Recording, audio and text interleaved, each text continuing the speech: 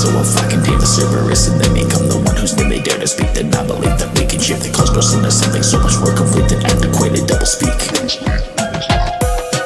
Enemies, the frogs, got all hope, but we lost as I bring about this holocaust. I'm taking every soul of your purpose to resurface and bring a new plague to Olympus. Rather take back the 3 domains undertaken, cast out your own ecstasy.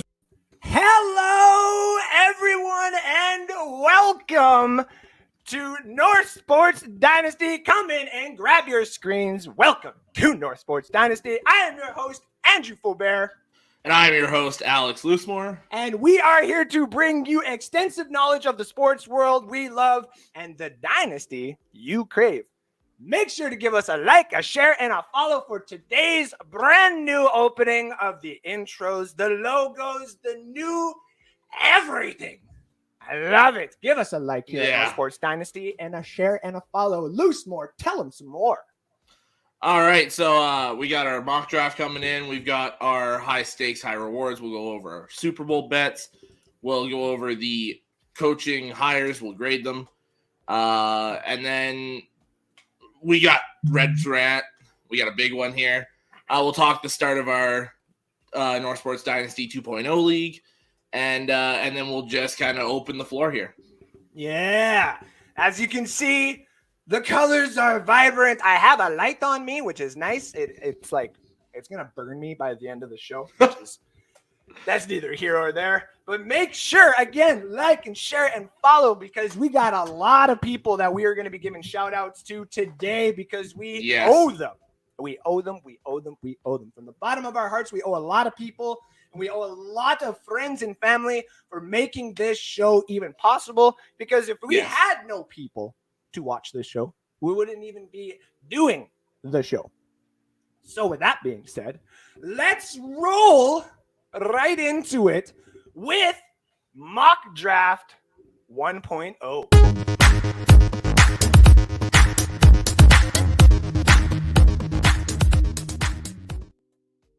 Yes, ladies and gentlemen, this is the bread and butter that we have here built at North Sports Dynasty. This is something I literally watched a commercial where fantasy football is like they're taking the season off. This is where our season begins, ladies and gentlemen. It doesn't technically end for us. 365, 24/7, maybe not 24/7. I can't do live that long. I don't got that in me. I don't got that in us. All right, so let's roll right into it. What you are going to see at the bottom of your screen is our mock drafts are rolling. I will put mine up first just because I have it first on the screen. Actually, you know what? No, I'll put Alex's up first because that's disrespectful of me. Alex's is going to be rolling first. Mine will be rolling as we go too. And we're going to talk about what we think is going to be happening here with these teams. Obviously, free agency hasn't happened. Mock Draft 1.0 here at NSD with anybody who drops a mock draft. If you drop your mock draft into us and you make sure it looks all pretty like this, or, you just send it to me and I can make it look pretty, we will have it at the bottom for you, scrolling for everybody to see. I don't even care if you put the same player every single time. We will just have that there for everybody to see. And as you can see, ours have been rolling through. I only got to see a little bit of Alex's last night while I was fixing up the little slot here we were trying to fit everything in one. Yeah, it was a little tough. It was like the only thing that we were struggling with this show. The music, the intros, everything else like that. I finally got to work. I just had to go down a step when I actually made the videos and not put like 1080p, 4.5K. Like you could see it from space. I'm like, whoa. I don't need that just yet. So, all right, let's get into. First of all, I've seen a couple of these already, and man, if Buffalo can just get one of those top wide receivers, my goodness gracious me! Oh, we do have Jahan Dotson. That's right. See, everyone is thinking the same thing right now, and as many different mock drafts that I went through, I could not find a way with any of those defensive pieces or even corners dropping to the Buccaneers, taking away that pick of Jahan Dotson. What do you think, Alex? To me, there's like 5 or 6 edge rushers you'd consider in the first round. They're all gone. There's like 6 corners. They go just before. You could look at a couple of those interior D linemen, maybe, but to me, you got to go receiver. And with Olave coming off the board, and obviously we're assuming Godwin's probably gone. Here's your Chris Godwin replacement that looks like Chris Godwin, where Chris Godwin went to college. Yep, so exactly. It all just kind of falls into place. My favorite comment, though, I did see online was somebody did come around and go, well, what would happen if the Buccaneers did re-sign Chris Godwin? And be like, well, you got Chris Godwin and Chris Godwin. You got the clone of Chris Godwin to learn from Chris Godwin. Like we got Chris Godwin, and Mike Evans. And then we're going to turn everybody else into Chris Godwins. Godwin's everywhere. I also saw there you took Aiden Hutchinson, obviously number 2 for the Lions, which makes the most sense. Now I wouldn't be shocked if he's not there. So to me right now, this is just based on free agency hasn't happened yet. Yep. So obviously Jacksonville needs a tackle. Mm-hmm. I'm assuming they're going to go after Teron Armstead. I think so too. With the money they have, why not? To me, it's a 2-team race between them and Miami. Mm-hmm. So there's going to be a bidding war there. And I think if you get Armstead in Jacksonville, then 2 things. You either trade that pick or you look at Aiden Hutchinson. Yeah. And now, because we got yours rolling there and just finishing up, I'll throw mine up there for a few. I actually have what he's saying there is I actually have Aiden Hutchinson not being available to Detroit with that number 2 pick, because I understand that Evan Neal would make sense. You don't have to pay the guy for 5 years, but also at the same time, you don't have the time to develop a left tackle necessarily for the 5 years when you have Trevor Lawrence. Yeah, I still hold true, and I'm going to hold it again and again. I still hold true that Trevor Lawrence is the answer in Jacksonville. I don't think any other quarterback that they are going to get, unless for some odd reason Aaron Rodgers was like, let me just bless Jacksonville Jaguars with my presence. Or Russell Wilson was traded straight up 1-for-1 for Trevor Lawrence, then it'd be like, okay, maybe we can start doing other things here. But Aiden Hutchinson just makes sense. Having Josh Allen come rushing off the one side, Aiden Hutchinson off the other. Is a born leader. You should go watch the Pat McAfee show. You can see a lot from him in that as well. Yeah, where he's molded differently. This kid is a way different breed.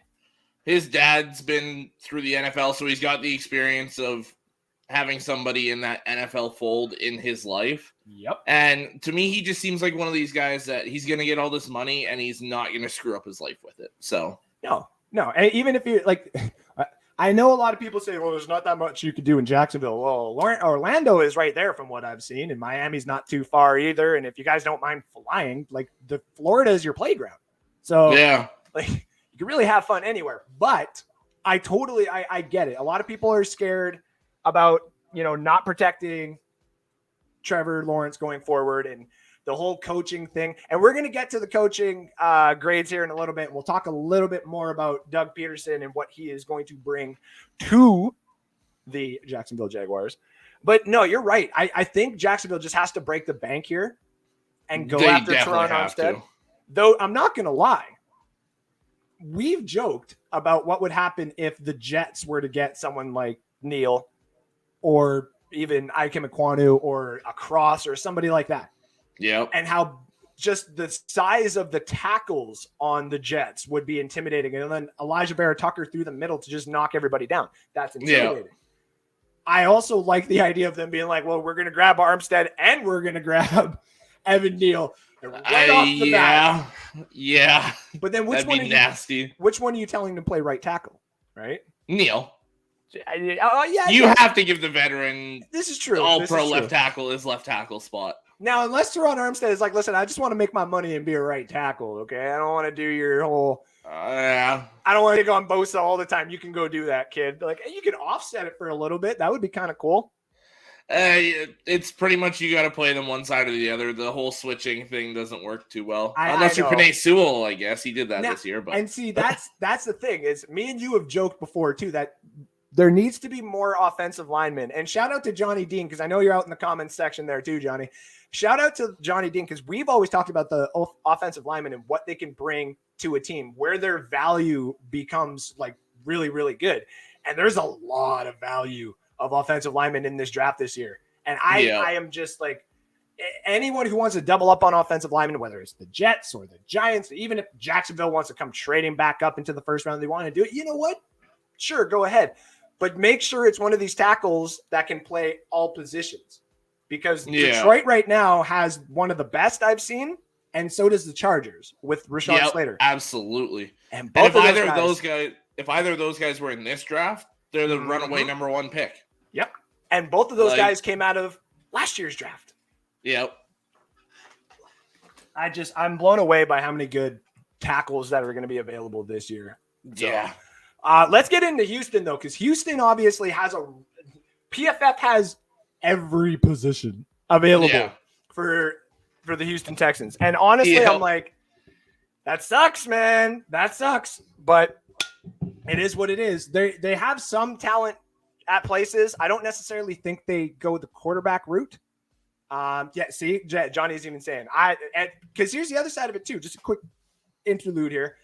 The Buccaneers, if they were to go grab a left tackle or even a right tackle, and someone's like, well, why would you grab a right tackle when we already have one? Tristan Wirfs more than likely seems like he could probably go play left tackle. Oh, he could definitely play left tackle. And that's what is starting to happen in the NFL. And it's becoming a beautiful sight where offensive tackles are playing like edge rushers, where I'll go on that side, I'll go on that side. Like wherever, like, wouldn't it be cool walking up to the line? Like Penei Sewell's literally looking for Aaron Donald. And he's like, okay, I'm playing guard this position. I don't give a That was me in high school, literally. One play I'd be left tackle, the next I'd be center, then right guard. Like, just my grade 10 year, it was just I was following their best guy. Yeah, and that's what I think it's happening on the offensive line a little bit more, and it's really, really nice to see. And so going with that, would Houston go that route? I mean, no, they got to get the best defensive player. Not with Lovie Smith as their head coach. No, they're going defense here. They're going the biggest, baddest mother effer on that line. I think we both got Kyle Hamilton here, don't we? You got Kyle Hamilton, and I got Kyle Hamilton. Yeah. Yeah. So let's talk about it here for a second, because I know some people are like, why is safety? What is a safety going to do for Houston going forward? This guy is like Isaiah Simmons. If you watch his tape, he's literally a more redefined Isaiah Simmons in the backfield. Yeah. So that means he could play your safety. He can even go cover a slot, which we've seen him do. And I've seen on tape. I'm like, these are like, like second round. That Boise State guy, I believe, was the one that he was covering, if I'm not mistaken. But there was there's a couple of second round wide receivers that he just smothered across the board. Yeah. And it made absolutely no sense. I'm looking at everyone in the camera right now. It made absolutely no sense, because then he comes down and makes hard ass hits. He's a leader, and he can pick off the ball. Like, he has got elite ball picking skills. Yep. And to be completely honest, when PFF and a lot of other people have said every position is needed for the Houston Texans, I agree. So that means you should get the player that covers multiple positions in your position. What do you think, Alex? Well, I agree with everything you just said there. And another huge thing to add on, Justin Reed, I believe he was their free safety, is a free agent. They're expected to let him walk. So they're going to have a big hole at safety. That is true. So why not go get this guy, start building up this defense for Lovie Smith, and let him be the leader? Yep. It makes proper sense to just like, I've even said it too. Lovie is a player's coach. And whether or not, which we will get into, whether or not we agree that Lovie's going to actually be successful or not, the fact that he is going to change what is happening around Houston for the better is what we are alluding to here. Like, the players are going to come in, and then even if he doesn't have a successful playoff run in 4 to 5 years, which I think he's going to get the team built for the next coach that does. Yeah. Probably the USC coach, Mr. Lincoln Riley. Damn right. And he's going to bring Williams with him. Anyway. Caleb Williams. Yeah, okay. And then they just let Davis get paid, and, both of them come as a tangent. Wouldn't that be cool? We see what happens when Joe Burrow gets Jamar Chase. What happens when the actual guy gets his coach, What's Johnny saying? He's asking if I'm good with Thibodeau instead of Hutch. I'm all right with Thibodeau if Hutch is gone. I'd personally rather trade back. Mm-hmm. Thibodeau worries me a little bit. I also thought of this. Jermaine Johnson. I'm very high on Jermaine Johnson. But so what I would do is trade. No, I would trade down. Okay. I'm looking at maybe the Giants' 7th overall pick there. Maybe Atlanta if they want to come up and get the defensive player. Denver maybe if they're not going for Aaron Rodgers and want to move up. Make sure somewhere in that. Yeah, somewhere in that 6 to 10 range. I don't think Carolina is going to trade because of who I have them taking. Mm-hmm. They might jump up and get him at 2 just to be safe, but I'd rather trade down and get Jermaine Johnson than stick with Thibodeau at 2. See, what everyone thought was going to be a lock for the Tampa Bay Buccaneers at pick number 27 is no longer the case, ladies and gentlemen. Oh, no, there's no – I'd put money on the fact that he doesn't make it to 20. Nope. Jermaine, I Philly there with that many picks, I do not think lets Jermaine Johnson fall that far. Like, even into the second round or to anybody that – No, he's too raw for me. I love Ojabo, but the second pick has to be a sure thing. I don't like taking guys in the top 5 to 10 that you've got to mold. I'm not a fan of that. Now, just as a hypothetical, before we get back into there, what if Aiden was available at 2 and all of a sudden the Lions packaged a small deal to come up to like 11 and grab Ojabo? Would you be mad to have that going on? Yes, because I don't think we need to get 2 pass rushers that high. We do have Romeo Okwara coming back. We can re-sign Charles Harris for cheap, who had 8 sacks for us last year. It's Michigan, though, man. It's Michigan blood. I know, and I love my Michigan guys, but to me, I've got a sneaky good fit for Ojabo. Do you see this right here describes Michigan? Yeah. Skinny as hell and not very – no, you're not scary at all, dude. No, I'm just kidding. I was like, we can get into your Gators if you want. No, we're not getting next. Because I don't see a Florida player here in the first round, and I've got 3 Michigan players. So have your laughs now. See, here's my thought process. You're in the top 10 here. You're gonna get a quarterback. It's gonna happen. I've got more than likely three offensive linemen going, so that's at least 4 there. I think Kyle Hamilton goes top 5. Yeah. So then you're looking at 6 there. Right now, to me, that quarterback goes at 6. You're going to get Hutchinson as one of your picks. So to me, that 7 to 9 range is kind of that sweet spot for Jermaine Johnson. Yeah. And even like Baltimore looks like they probably would. Where was the other one there? I mean, hey, if they got to trade Danielle Hunter, which I keep hearing, Minnesota at 12 would be pretty good. Yeah. We can get into Georgia play. Hey, man, there's a lot of great Georgia players that are coming out of this draft this year. And if any of them fall to the Bucs, I will be crying with laughter because I'm so happy. And this is a sneaky good player in the, you're looking probably 5th, 6th round, CJ Verdell. Yeah. Very good running back.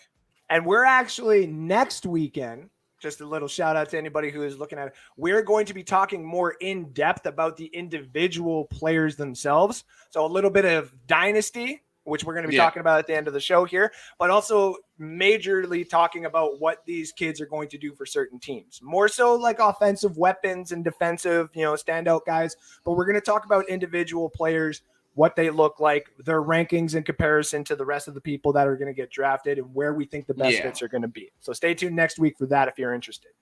Going back to this, though, going into the where Jermaine Johnson fits, all these teams that you see here, if George Karlaftis starts falling off the boards and there's literally, if that's it for, say, the edges and Jermaine Johnson's there, don't be surprised if the Jets even start doing it at 10, Yep, I wouldn't be shocked about that at all. Broncos at 9, I think would still go Ojabo, but I've got Jermaine going 9 to Denver. Is that what you had? Yeah, that's right. Wow.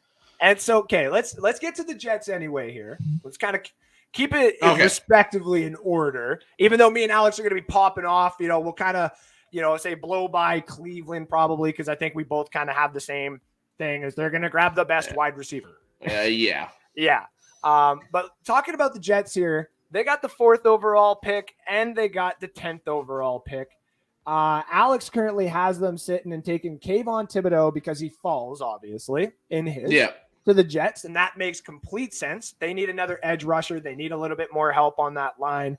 And then number 10, I just actually missed it. Which one do you got there at number 10? I got Derek Stingley, the corner from LSU. I'm doubling up on defensive players there.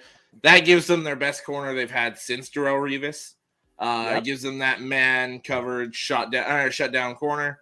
They played a lot of man coverage this year.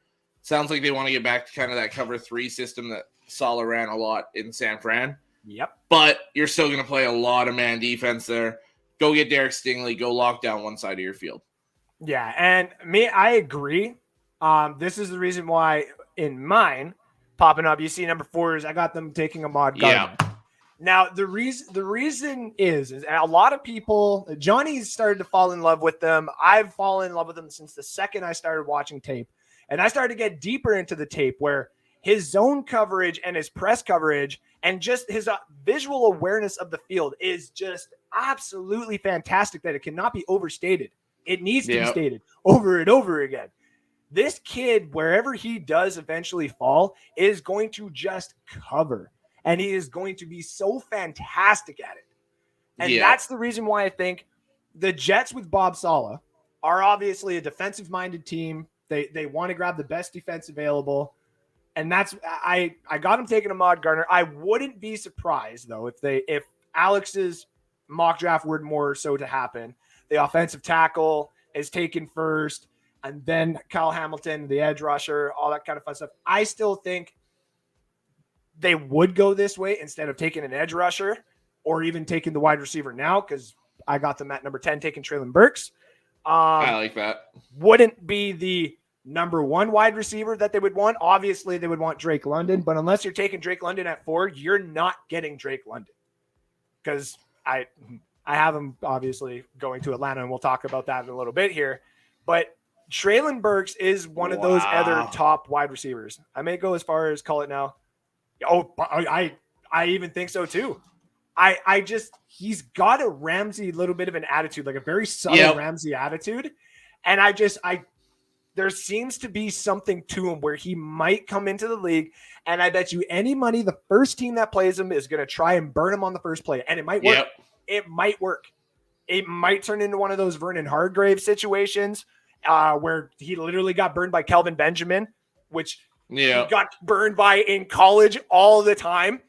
Yeah. We knew that was going to happen, but we still put him on there anyway. I don't think that's going to happen with Ahmad Gardner. Ahmad Gardner is going to do his best. So, yeah, me and Alex differ a little bit. He goes a little bit more defensive heavy for the Jets, and I respect and agree with that also because of Bob Saleh's system, and if the Jets' defense can get going, they can make everything else work. I just think having Treylon Burks and Ahmad Gardner going at each other. That would be disgusting. That training camp. That development, dude. Well, and then you give Zach Wilson Burks to pair with Elijah Moore. Mm-hmm. That's very good. The offensive line is all right, but you can address that in free agency. If it gets healthy, too. It gets healthy, I think it'll be all right. Very true. Yeah. That could be a very good offense and a very good defense going forward there. I just want to see the Jets get that number 1 wide receiver and see if Zach Wilson is the answer. Because if that offensive line can stay healthy next year and he can just go in and just school out a little bit, just a little bit better. Because that second game, I think, of the season, he had 4 touchdowns or whatever. Yeah. So I think he could be a lot better. Also, what can make this show a lot better, ladies and gentlemen, is by getting your likes, your shares, and your follows. Make sure to follow North Sports Dynasty. That is what you see on your screen right in front of you here in a second. I can't get to it fast enough. There you go. Give us a follow at North Sports Dynasty on YouTube. Me and Loosemore at Loosemore65 on Twitter. Me at Andrew_Faubert. We are live Saturdays at 12 p.m. Mountain Time, ladies and gentlemen. And all of your likes and your follows and shares go a long way, not only for just our show, but when we get to the commercial part here right after the mock drafts, it'll be the first commercial People are like, why are you excited for commercials? Okay, listen. The commercials on my show and Alex's show are a lot different than everybody else is going to see on their shows. Okay? Yeah. But we have a special commercial that is going to be coming up for everybody here once the mock draft is done. So it also gives me and Alex a time to breathe. Alex to go smoke his legal substances. No, I'm just kidding. But yeah, it just gives us a chance to do everything else in the back. So much love to everybody and much love to Let's Talk Football's Sean Spencer and everybody else down there doing big things. Big Washington Commanders fan. I every time I say that, I feel as though I'm trolling him, and I'm not. I really am not trolling you. I love your team. It always sounds like you're trolling him. It does every time. And I don't want it to. I really don't. And then we also got Nathan Snell popping in. What's up? What's going on, fellas? That is our good old friend from also Let's Talk Football, the Baltimore Ravens fan, I do believe. Yep. I see we both gave Kyle Drake London there. Yeah. Kyle number 8. Yes. Good old Kyle. Well, we'll get to that. Let's get to the Giants now, because the Giants also have 2 picks at number 5 and at number 7. And a lot of people are saying that they need to double up on just offensive line here and just call it a day. And I'm one of them. Yeah, and I was going to say, and Alex is one of them. So let's get right into it. Alex has them taking Ike Mekwonu, the offensive tackle, but also just this perfect offensive lineman we've been talking about. Yeah. Just all 5 spots. Yeah. Yeah. You need me to play center for a couple games? Fucking done. You need me to go play guard for, half the game? Consider it all for there. I'm there, buddy. All good. And then he's got number 7. Kenyan Green from Texas A&M. He's that guard tackle. He can play both sides. So 4 of your 5 spots. Man. So to me, doubling up on that offensive line, you've got Andrew Thomas. I was just a couple years ago. Yeah. That's 3 really good building blocks. And then see if you can get anything out of Will Hernandez from a couple years ago as well. I forgot he's there too. And he's playing guard. Yeah. Still playing guard. So yeah. He played very poorly last season though. Yes, so either get him out or see if you can pull his head out of where. Like there's some never mind. Never mind. I was gonna say something about that, but no. I think the Giants though obviously want to protect Daniel Jones. I obviously know with Brian Dable is my favorite coach hiring, which we'll get to here in a little bit. About 10 minutes or so. We both agree here that Brian Dable is probably going to help the Giants. I think. Oh God, yeah. Being the second ever Canadian. Yeah. Canadian to ever be hired as an NFL head coach. I can't remember who the first one is. I knew that.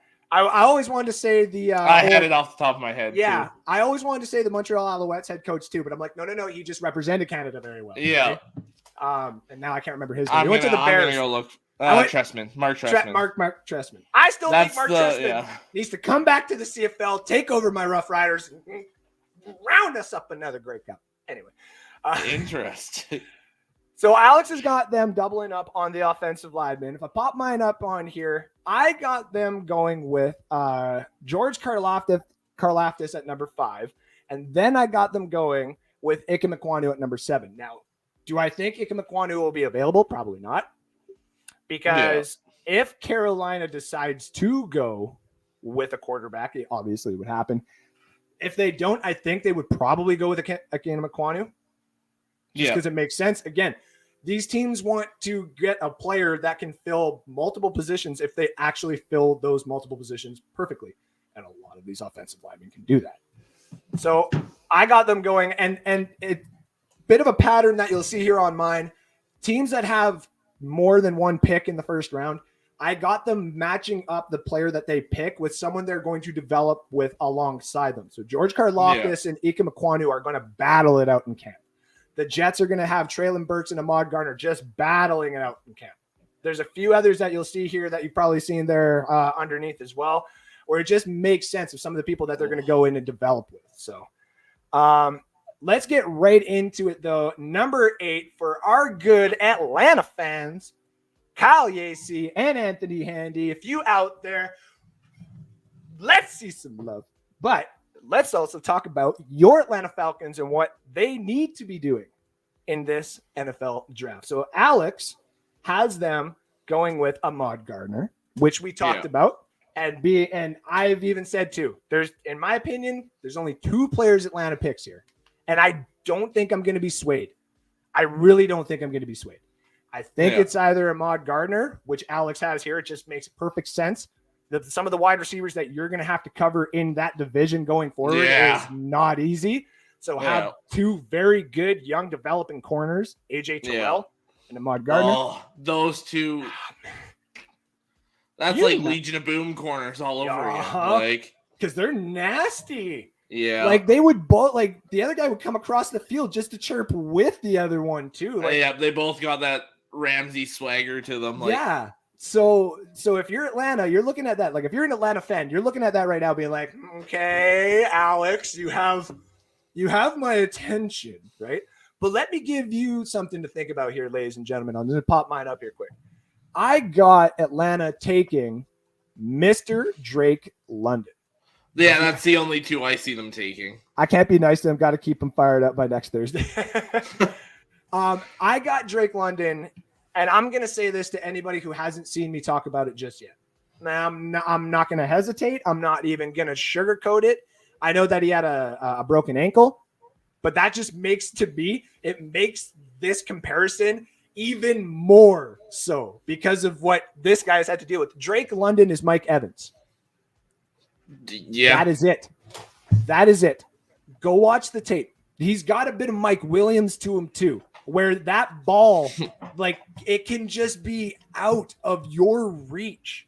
And he finds a fucking way to get up and get it. Just gets that next gear to get up and get that ball. There's no reason for that. There's absolutely. And I didn't know about this guy until Alex had been like, I still think Drake London. So I'm like, okay, let me go watch the tape. And I literally am like, take the USC jersey off of him and put a number 13 Buccaneers jersey, whether it's the new one or the old shitty jersey. And tell me if that ain't Mike Evans 2.0. To me, he seems like the alarm clock, like the young Mike Evans in that alarm clock jersey. I don't want him in. Now, that being said, and no offense to our good friends, the Atlanta Falcon fans, your jerseys suck. They're not that very nice looking. There's very mean machine. The black one, though, is nice. I like the black one. I do like that one. That one's very nice. The rest of it is not very good. So Mike Evans developed in a very nice looking jersey. That would just make sense if Drake London is developing. Though if he comes to Tampa and plays in that all black jersey, I don't want no part of it. No part of You want to even make that worse? What if Godwin went there in free agency too? And then Calvin Ridley was traded to the Saints. Oh. Like just to keep it like a big FU to the Buccaneers. So. Yeah. They're all working together to take down Tampa. I don't like it at all. So, let's finish out shut up.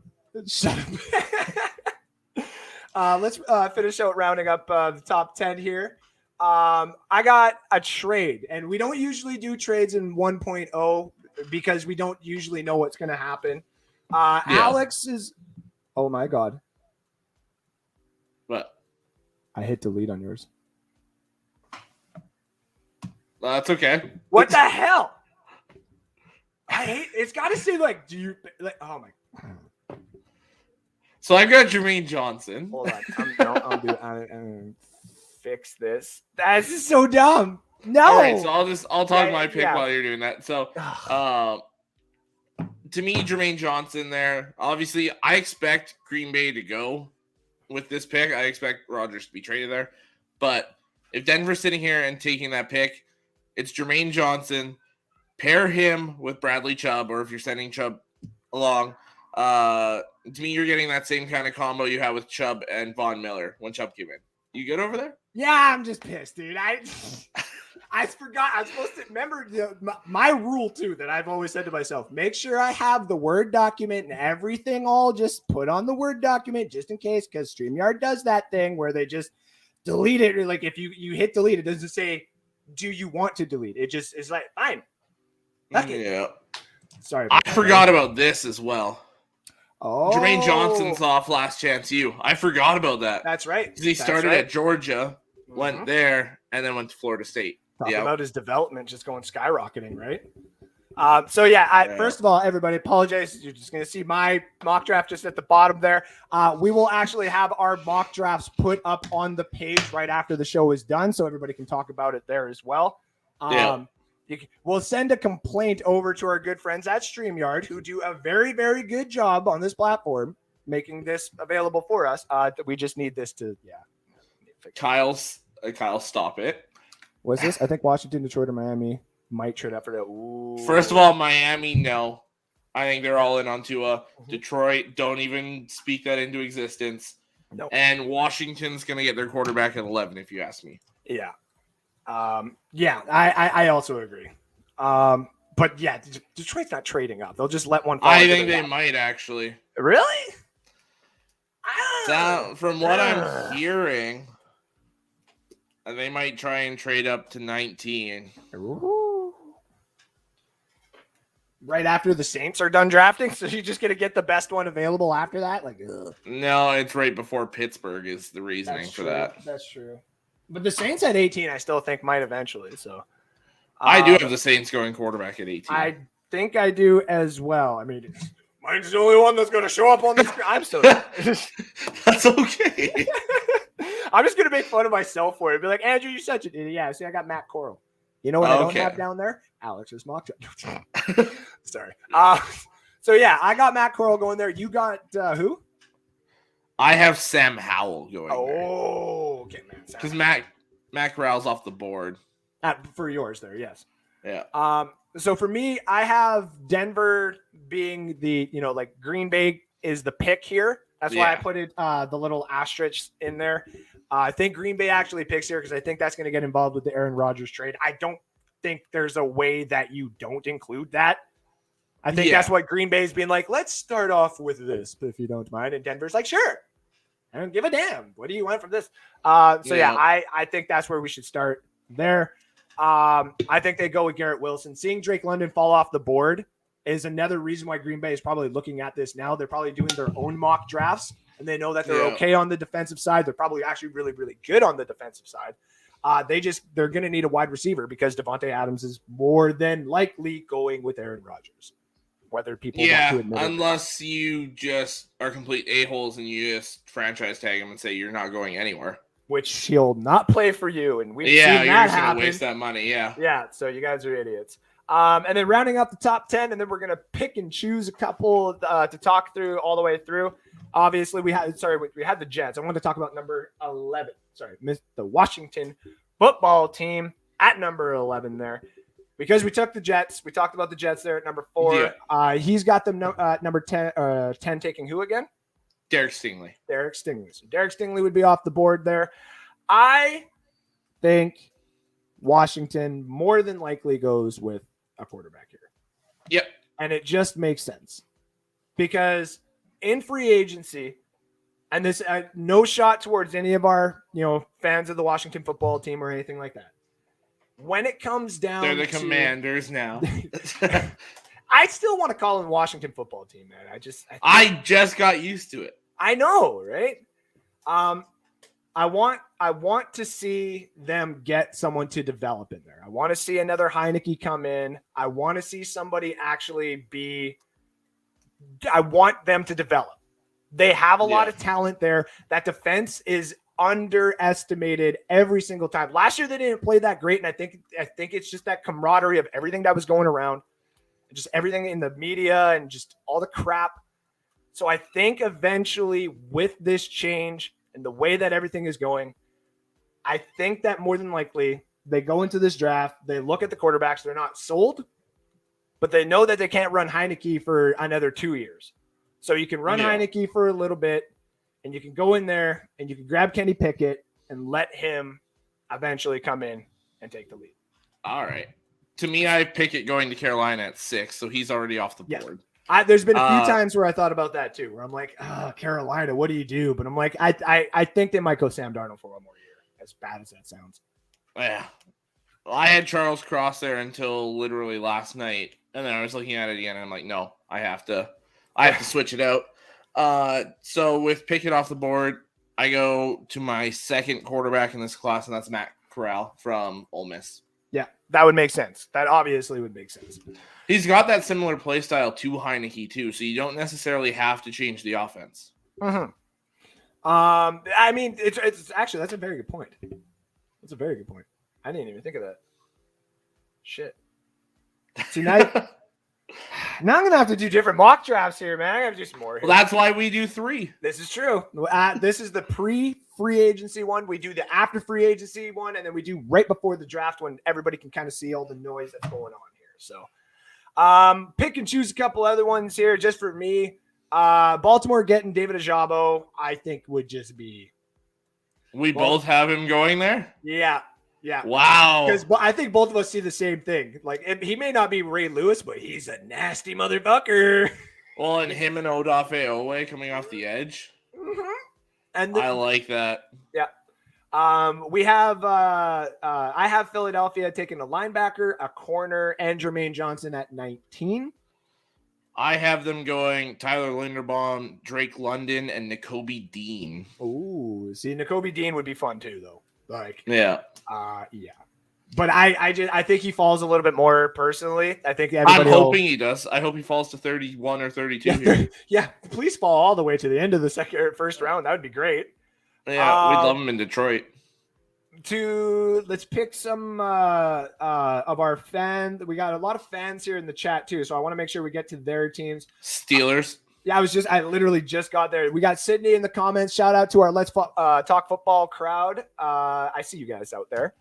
I got him taking Cross. I got Cross falling all the way to 20, which would be a steal. I think Pittsburgh would be like, fuck a quarterback. We agree on that. Oh, really? Yep. Okay. Everyone needs to understand. We wait till this show to tell each other this stuff. Yeah. This is awesome. Yeah. Arizona, to our good friend Chris out there, I got Tyler Linderbaum falling all the way to them, and it just solidifies something that they need on that offensive line. You can move other pieces around, but now all of a sudden you get the best center that you can just develop all the way through. Give me that. Here's my surprise one. I have George Karlaftis falling all the way to Arizona at 23. What? I mean, I guess with Jermaine Johnson coming up, wow. One of these guys is going to have to fall. Wow. And everyone else has that freak athleticism or some like sort of sexy attribute about them, and Karlaftis just goes out there and plays. So to me, because he's not one of these like wow guys, he's gonna fall. Man. I got fuck man. Some of these players are gonna fall. It's just ridiculous which ones look like on all of our mock drafts, right? Yeah. Dallas there with Ashley from Let's Talk Football as well. Sid's wife. I hope I'm okay calling you Sid. I'm just used to when I meet a guy named Sydney. I used to call him Sid, like Sid, or like from Ice Age. Yeah, Sid, which is still one of my favorite movies. I love watching that when I'm all under the influence. I got Dallas taking. Is it Devontae Wyatt? Is that his first name? Yeah, and we agree again. What? Yeah, man. This doesn't make any sense, dude. It doesn't make any sense. We're not supposed to agree on this stuff, dude. I know. But it makes the most sense, though. Like, if a defensive lineman is available for the Cowboys like that, it just makes sense. So, well, especially when you don't have that many needs. Mm-hmm. Oh, that's true. That's true. Like, it's just spot picking at this point. Just like the Tampa Bay Buccaneers, which is our next big team. They take, I think, I don't know who you got them taking. I got Jahan Dotson right now because it just makes sense. Same here. It just makes sense. Yeah. If Chris Godwin isn't re-signing and all those other big players start falling off the board, take them, call it a day, and enjoy yourself. You know how badly I wanted to throw a quarterback here? Hey, man, like, you want Malik Willis. I wouldn't. That would have been your Ike Ekwonu on Thursday night. Yeah. Well, I told you I can't give anything away on mine on Johnny's there. So as much as I love Johnny, I can't do that, Johnny. I got to keep stuff on mine. See, he loves us too. And then let's talk about our good friends at Detroit there with the last pick. I got them picking at 32. I got them taking Malik Willis.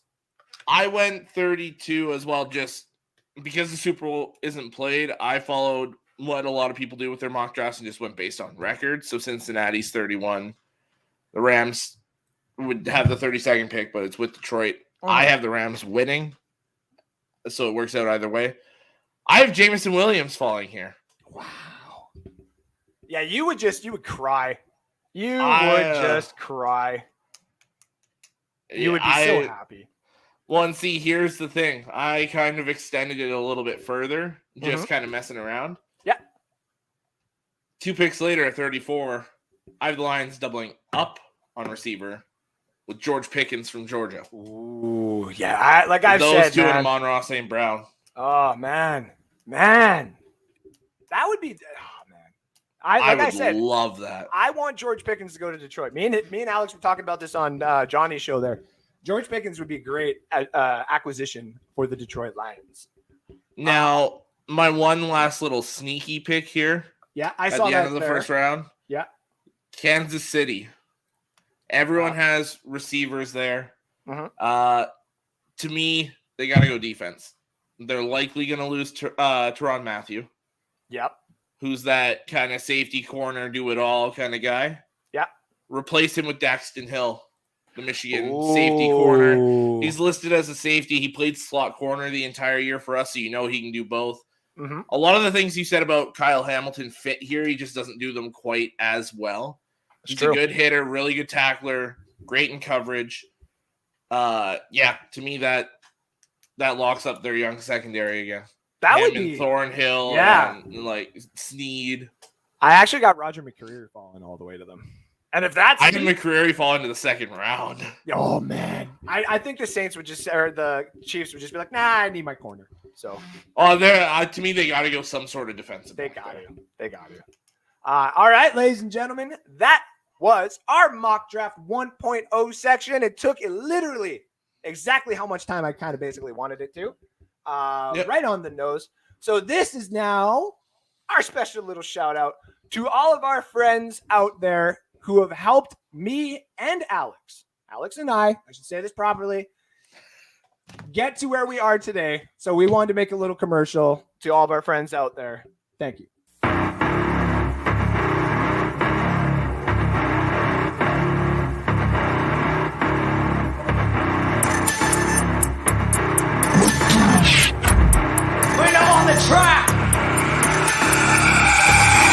The mounds of Musashi, Mingekyo, Kakashi, Genjutsu, and Ravel. My name is Itachi, destroyer of demons, the coldest of seasons. I bathe in the hellfire, began to scheme, and they tell you ready, just give me a reason. Ask me for pain and I'll show you the meaning. Souls to forgotten, there ain't no demon. I'm here in the nether, blood go to screaming.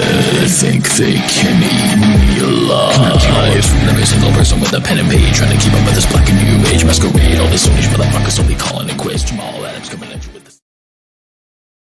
We are back live. North Sports Dynasty here, kicking it on a Saturday afternoon, ladies and gentlemen. If you want more, you gotta show us more. Please don't do that. Don't come into the back. I don't. Yeah. You gotta show us some love, ladies and gentlemen. Like and share and follow North Sports Dynasty, and of course, all of the people that you saw there in the commercial. All of those links will be available to you once the site and everything that I am trying to. I got kids, man. I only got so much time, guys. I'm sorry. Well, we'll get links for you guys to click on if you want to see where you can get a lot of the stuff going around the internet here with these other platforms like Let's Talk Football, 1252 Sports, Bucks Report, and everybody else, which we are also live here, ladies and gentlemen, on Bucks Report. Also, as well, we have a partnership with them. I do a show there, live from the cheap seats, which I'll be back here soon doing. And Alex does a show there as well, which is the NFL edition with Mr. Johnny Dean. And also, before I forget, I forgot. We have a sponsor. Puppy Paradise Dog Grooming. I know the lady who does it. She is a damn fine lady. I get special treatments when I drop my dogs off. No, I'm just kidding. The Puppy Paradise Dog Grooming, ladies and gentlemen. Shout out to them. They are the first sponsor of North Sports Dynasty.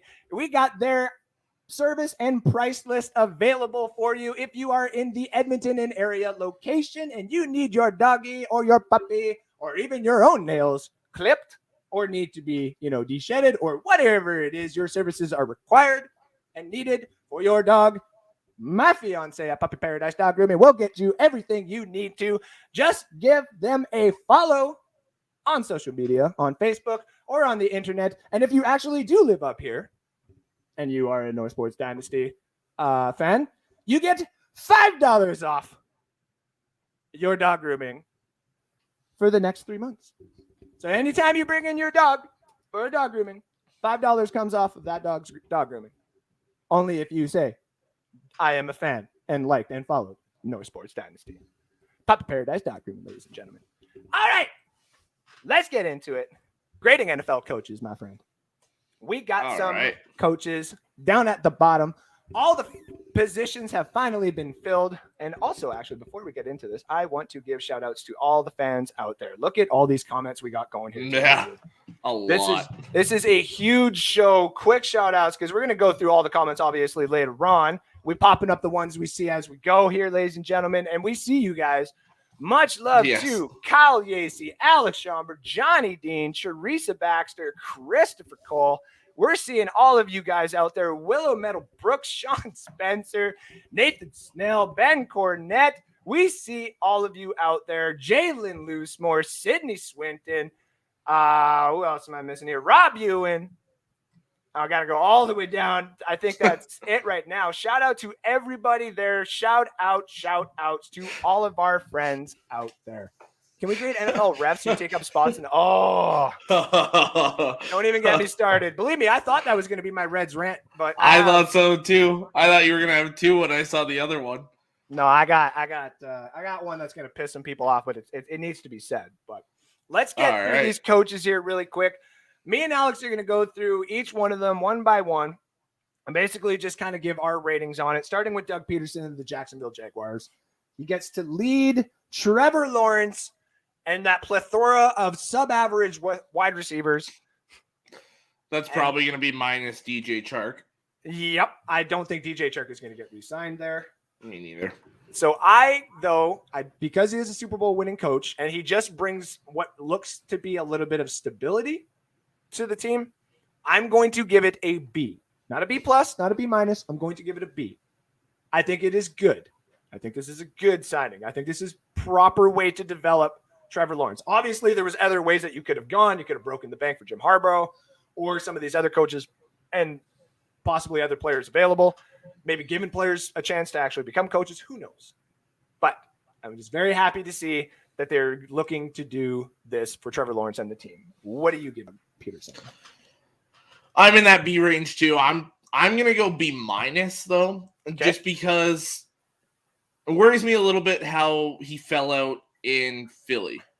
If he's bringing that same kind of mentality there from the end of Philly, then this could be a hit or miss hire here. But to me, I wanted them to go get a Jim Caldwell, a Doug Peterson, a guy that's done it before. This isn't the job for a first-time head coach. No, as we to go get a guy that's done this before, just took a year off. I like the hire. Yeah, it makes sense. I like the hire too. Next, we got Mike McDaniels, the Dolphins head coach, coming in here. What was he? An offensive specialist, I believe, from the San Francisco 49ers. Yep. So some people are not necessarily sold on it, and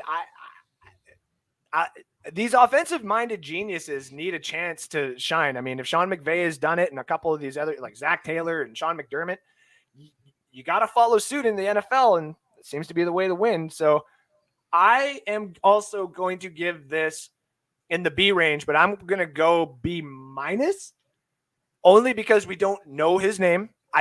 He seems to be a yes man in Miami. So I think Stephen Ross just wants to have a little bit more control with the Dolphins. I don't see it being, any better than what Brian Flores is, but I could be wrong. So I'm going to give it a B minus. because I think it's a good hiring. I think the offense will be actually really fun to watch and be interesting to have for dynasty players and just fantasy players in general. But I'm not sold on it. So what about you? I'm a little less sold than you. I'm going a C. His name came up out of nowhere, which means he wasn't wanted by many teams this year. An offensive assistant or specialist, not a coordinator, not a quarterback's coach, just a guy that's kind of there helping out. Yeah. I get the whole we got to get the next offensive guru kind of thing. But is it these guys? Like when you're getting rid of Brian Flores and you're replacing him with Mike McDaniel, to me, I don't like that. It might even be a C- for me. I'm sorry, I was just laughing at Kyle's comment. I'd like to take him to Andrew from his Dynasty 2022 team. He tried but fell short, just like Kyle Shanahan. Valiant effort. Though I did get past you in the first round. Oh. So I still took the right steps. But to be fair, was your team not championship or bust? It's true.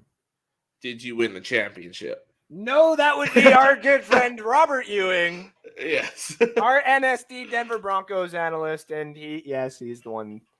Yes, I'm aware. Thank you for that. Thank you for that. So let's talk about the Texans with Lovie Smith. I actually want to get your opinion on this first because I see Johnny came in here with a D- and stuff like that. I want to hear what you think on it.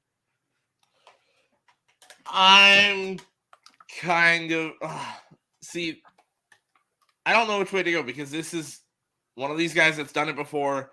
He was on that Bears team that went to the Super Bowl, and then obviously his Bucs tenure didn't go very well. So he's had some good moments, some bad moments. He's been a head coach in college for a while, came back as the DC for the Texans this year. I'm going to go a C-. Okay. I think this is just you didn't want to take Brian Flores because of all the press on him right now. You didn't want to take Josh McCown because you guys pulled your head out of your asses. And so I think they settled on Lovie Smith when there was many better coaches out there. So C- for me. Okay. And then we saw Johnny's there, and I've seen other people's. I'm going a completely different direction. I'm actually giving this a B+. All right. The reason is what I was kind of saying earlier, and I wanted to transition that into what I was saying earlier. Lovie Smith is a player's coach. Players' coaches attract, players, right? Like when a player feels as though they could be respectfully coddled to a certain degree, but still be held accountable for the job they need to do. That's when I think you can start to get the best out of everyone. Do I think that Davis Mills is going to be the future? Maybe not, but he's a damn good serviceable quarterback right now, and he may develop into the future. Does that team need help? Hells yeah. But Lovie Smith, a lot of help. Lovie Smith is going to bring help to that defense, and he's going to bring help to the culture. Just as much as Brady did it to the Buccaneers, just as much as your man there, Dan Campbell, for Detroit. It may not show on the record, but it shows with the players. Amon-Ra St. Brown doesn't start to become one of the best dynasty players that people really want until he develops into it. Dan Campbell's developing these guys. They wanted Hines Ward as well there. That's true. That's true. And they also wanted a couple other ones. It's going to be screaming because Lovie hates Ola. Hey, man. Hey. If they turn around and trade Laramie Tunsil, then my grade's going down. Yeah, though I've seen that, and some people are trying to justify it, being like, "Well, do you see what they could bring in?" I'm like, it's not easy to replace a left tackle, guys. Unless you're going Evan Neal at 3 if he's there. And Cape Cool, you just I guess. All right, let's get to the Raiders here. Let's talk shit about the Raiders because I love talking shit about the Raiders. The Raiders got Josh McDaniels. That would be the offensive coordinator for the New England Patriots for the last God knows however. And the guy who left the prom date on the altar, or the maybe not. No, that's wrong. The prom date at the prom, or the what is that, a fiance at the altar? You know what I'm talking about. He left the Colts in a shamble. He said, I ain't coming here. And they were like, what? So I kind of half expected it with this too. I mean, yeah. I was like, hey, maybe he pulled himself out of the Raiders job. I am going to go and give this actually an A-. There's an article that came out which talked about why Josh McDaniels came in. And a part 2 or 3 hours of his interview was him drawing out this plan of how he is going to utilize Derek Carr and the 2 tight ends that he has and the pieces on defense that he has, with also the draft capital that he is going to attain somehow. And I'm like, shit, okay, that makes sense, because you can't just go and grab your new quarterback at pick 22. That doesn't work like that. You're not going to, I don't think you're going to get any of those guys this year to come in and start. I mean, Alex, don't think that. I don't think anybody agrees with that. Maybe depending on situation, but that's it. This though, for me, being an A- is because you're going to get the best out of Derek Carr. Derek Carr is finally now going to flourish more than likely in a system that is built around him. And those 2 tight ends that they have there are not to be messed with whatsoever. And then if you allow that defense to sit back a little bit, the Raiders are all of a sudden going to allow Josh Jacobs to run a little bit more. And that becomes scary for a lot of other teams as well. What do you think? I'm with you on the A-. And I think McDaniels is a good good coach. We've seen him be semi-successful as a head coach, although one of his old players came out and ripped him, said they were basically mini Patriots, cheating and all that. But that's neither here nor there. You made the playoffs with Tim Tebow. So, but with all those pieces they have there that you've listed, to me, the big one with McDaniels is Josh Jacobs. Because look at these Patriots offenses. They've been run heavy, than that play action deep passing.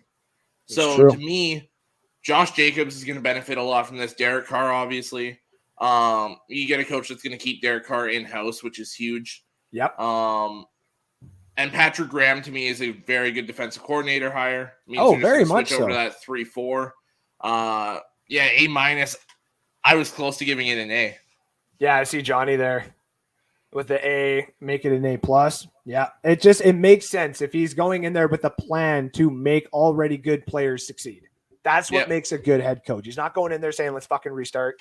He's saying, let's do this. So, and this absolutely, Yeah, I agree. Let's talk about the Vikings with the Kevin O'Connell. Kind of goes into the Miami one. It's kind of put those guys together. It's like a B-. We got to wait and see here. It's just another offensive mind. There's not too much in Minnesota to play with besides some wide receivers and a couple of key parts on defense. I think it's a little bit of a rebuild, maybe a retool if they do it properly, but I'm giving it a B-. What do you think? I'm giving it a B.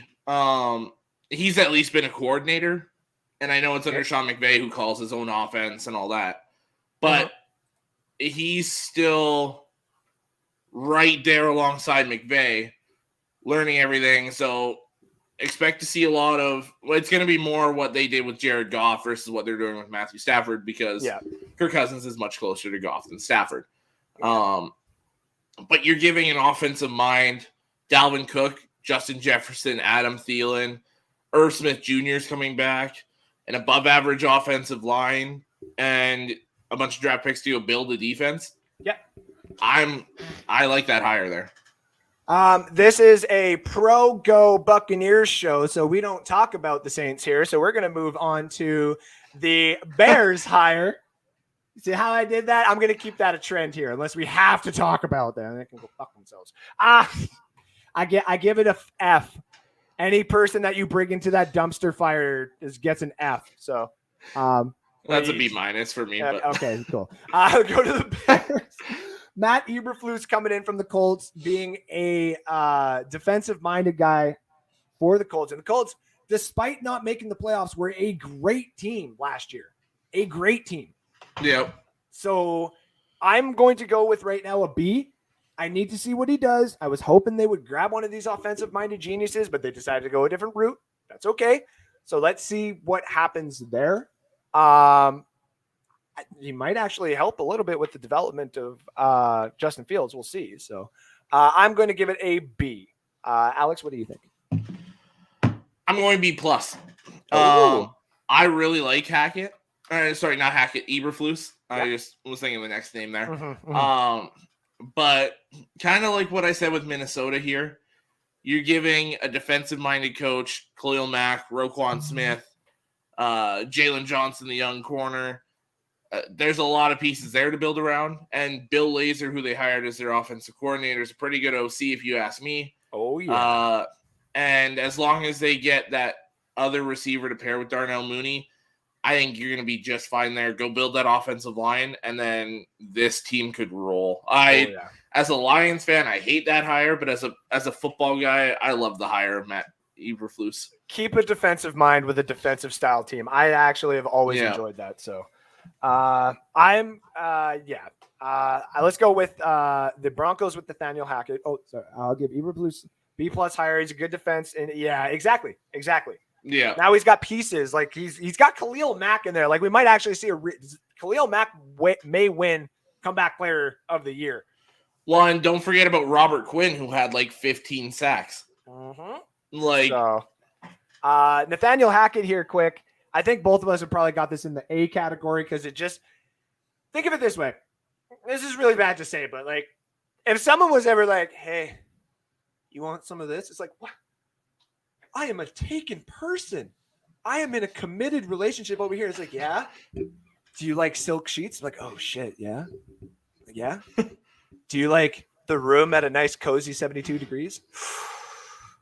I mean, kinda, yeah. Do you like sex on the beach? Oh. Damn it, yeah. Like, well, you shouldn't come to Vegas here. You should come to Denver. Yeah. We are setting everything up for you. Do you want to leave and be like, but I got friends. Be like, bring your friends. Bring all your friends. Where is this going? I think Denver is doing everything right now to basically just persuade Rodgers into just saying, I'm leaving. Yeah. So I think Nathaniel Hackett is an A, and just also as a head coach, I think he's going to be an A even if they don't get Aaron Rodgers. What do you think? To me, it's an A for now. If they get Aaron Rodgers and Devontae Adams, essentially, it's an A+. If they don't, to me, it's an A-. Yeah. I like Hackett. He's a really good hire. And then especially if you can get Rodgers, this is, to me, the best hire. Mm-hmm. But yeah, great coach. A lot of pieces to build around. A good defense there still. The Broncos could do some real damage. Mm-hmm. Speaking of real damage, our last coach ranking here before we get into Red's rant quick. I'm giving this an A+. And and I'm going to say this as quickly as possible so that people don't clip this and be like, that son of a bitch. There's a reason I went and traded a few things in my dynasty for Kadarius Toney. Oh my goodness gracious. This guy is an offensive-minded genius, and whether it's Daniel Jones or the next quarterback coming in here and rolling it out, Kadarius Toney is finally going to eat, and Saquon Barkley, if he stays healthy, is finally going to eat. Brian Daboll's going to change this fucking franchise around, and to all Giant fans out there, if you do not believe this was a good hire, other teams are kicking themselves in the ass. Jacksonville and Chicago and Broncos were Miami. Everybody was hoping for this guy. You landed him, and you got pick number 5 and pick number 7 and some great pieces in there already. Don't fuck this up. A+ for Brian Daboll. What do you got? I've got an A. I have a hard time giving anybody an A+. Of course. To me, and this is with the expectation that coming from Buffalo, they've always had a good, not great offensive line. So to me, they're going to build that offensive line. Pray to God that Saquon can stay healthy. Mm-hmm. You've got tons of receivers. Daboll did really good developing Josh Allen, so maybe he can do something with Daniel Jones. And people forget that's a pretty good defense on the other side of the ball there. It's a very underestimated defense, man. Yeah. They need to sign Jarrell Peppers back, though. Don't let him walk. I don't know if they're going to be able to money-wise. I know. But Broncos are very good hire. with the Hackett hire. Come on, Aaron, bring that greasy long hair and arrogant attitude to Denver. Plenty of state farms here in the Rocky Mountains. Yeah. All right, let's get into this quick because I wanted to be able to do this here and have a little bit of fun because I haven't been able to do it in a while. Is Red's Rant.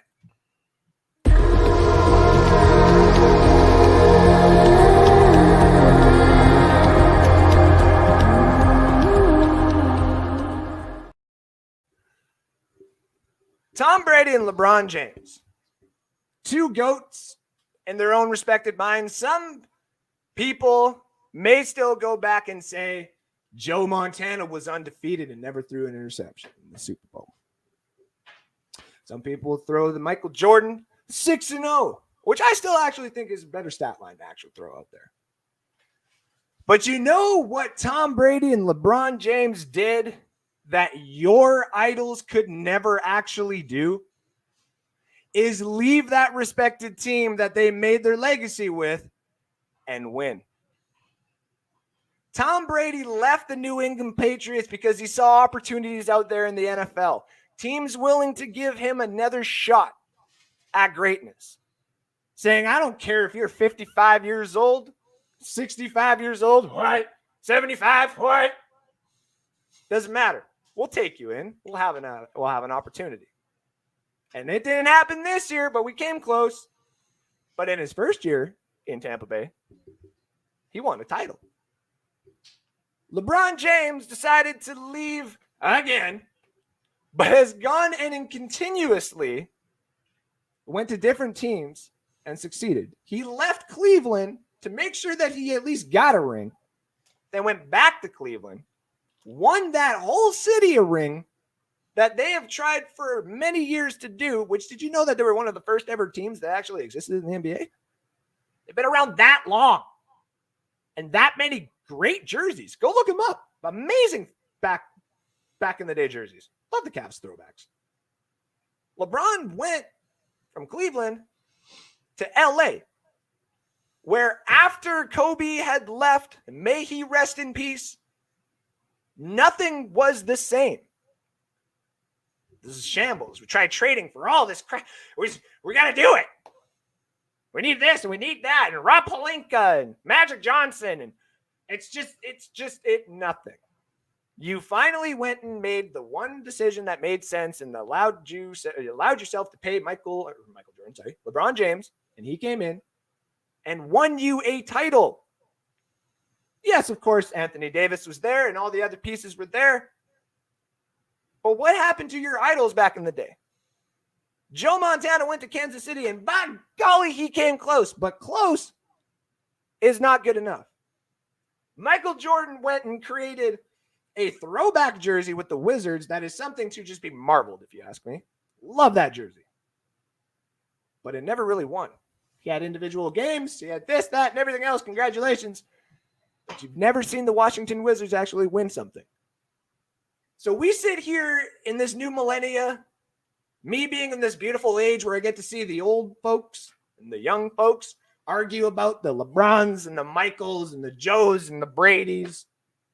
To me, they're all GOATs. Some obviously better than others. But you got to remember certain stats and certain things that they do for not just the fans, but for other franchises that's going to make them pop out a bit more. Is LeBron has a championship in 3 different jerseys. Michael has it in 1.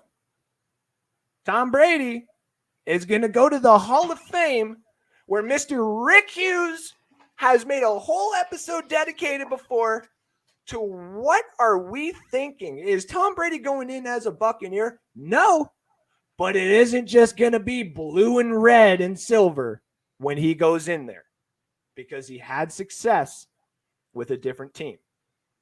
Doesn't take anything away from your idols about how great they were to you.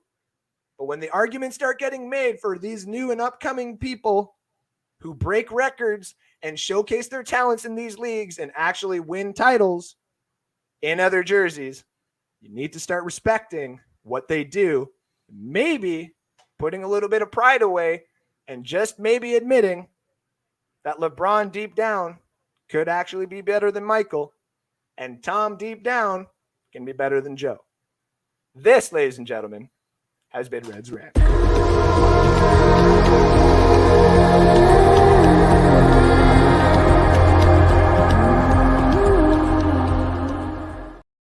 All right. I just have to go at a couple people here. Okay. Yeah, so AD isn't there without LeBron, so LeBron's still the main piece. Yeah. You're right about this, though. I will give you that. You're not wrong. You're not wrong on that. We ain't gonna deny that, buddy. And while Brady is far above Braun, not arguing that at all. Nope. LeBron didn't necessarily bring all-star teams everywhere he went. To the Miami, yes. The all-star team, absolutely. They formed that. They did, for Cleveland, sure. Cleveland had drafted Kyrie while LeBron was gone, so that's not an all-star team. Kevin Love was good, not great. Also, he has 4 rings. And I'm sorry, was that team not loaded? Oh, man. Oh, yeah. So we can't act like Michael did it by himself. By the way, I still think Michael's the GOAT. Yeah, I still think Michael's the GOAT too. LeBron's the best overall player, though. By far. Is where I'm at. Yeah. That's what it makes. That it just, yeah. Sorry. And here we go. Doubles were like, yeah, see there is. See, I'm going to get everybody at each other too. This is what Red's Rant do. And I'm going to state this right now. Me and Alex have stated this on one of the ground rules of North Sports Dynasty. We're not going to state stupid stuff that we will not stand behind, or we're not going to state stupid stuff just to get clicks and follows, ladies and gentlemen. That is not us. Our opinions are our own. Our discussions we have with everybody are literally the discussions we have with real sports people, and we love every single person that we do that with. So now that I got a little bit of that out of the way, let's all. Oh, Ben's like, no, I'm just kidding. All right. Let's get this going, ladies and gentlemen. I've been waiting to play this one for you. Let's cool on down, and let's get down to making y'all some money with our new segment we like to call High Stakes, High Rewards.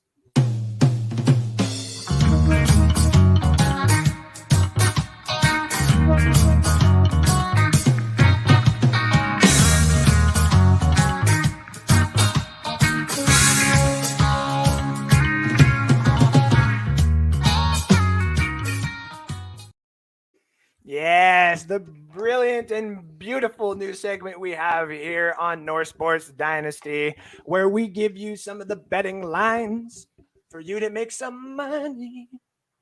And this year, I didn't tell Alex this because this guy works too hard. He doesn't need to be involved in losing money like I'm about to. But no, I'm just kidding. I'm going to win you guys some money here. I have put some money down on all of these. So I will screenshot them all so you see either the amount of money we are winning together or we are losing together. But to showcase a couple of things that you see here, this was last week before the Super Bowl odds changed. I had said, obviously, Cincinnati +4, which that has bounced around. It has gone down to 3.5 and then back up to 4. Over 48.5 has stayed. The Joe Burrow to throw 3 touchdowns has actually gone up, I believe, now to +195. But the Van Jefferson to have 3 receptions has gone down to -120. And I knew that was going to happen. I got really mad at that last night when I was trying to build a couple of parlays, just like little fun ones possibly. But I was like, you sons of bitches. No, exactly what I'm talking about. So, and then, of course, the Jamar Chase to score 1 TD, +110. That was last week. So here are some new ones for everybody to go out and place. Alex has seen all these. This is very interesting.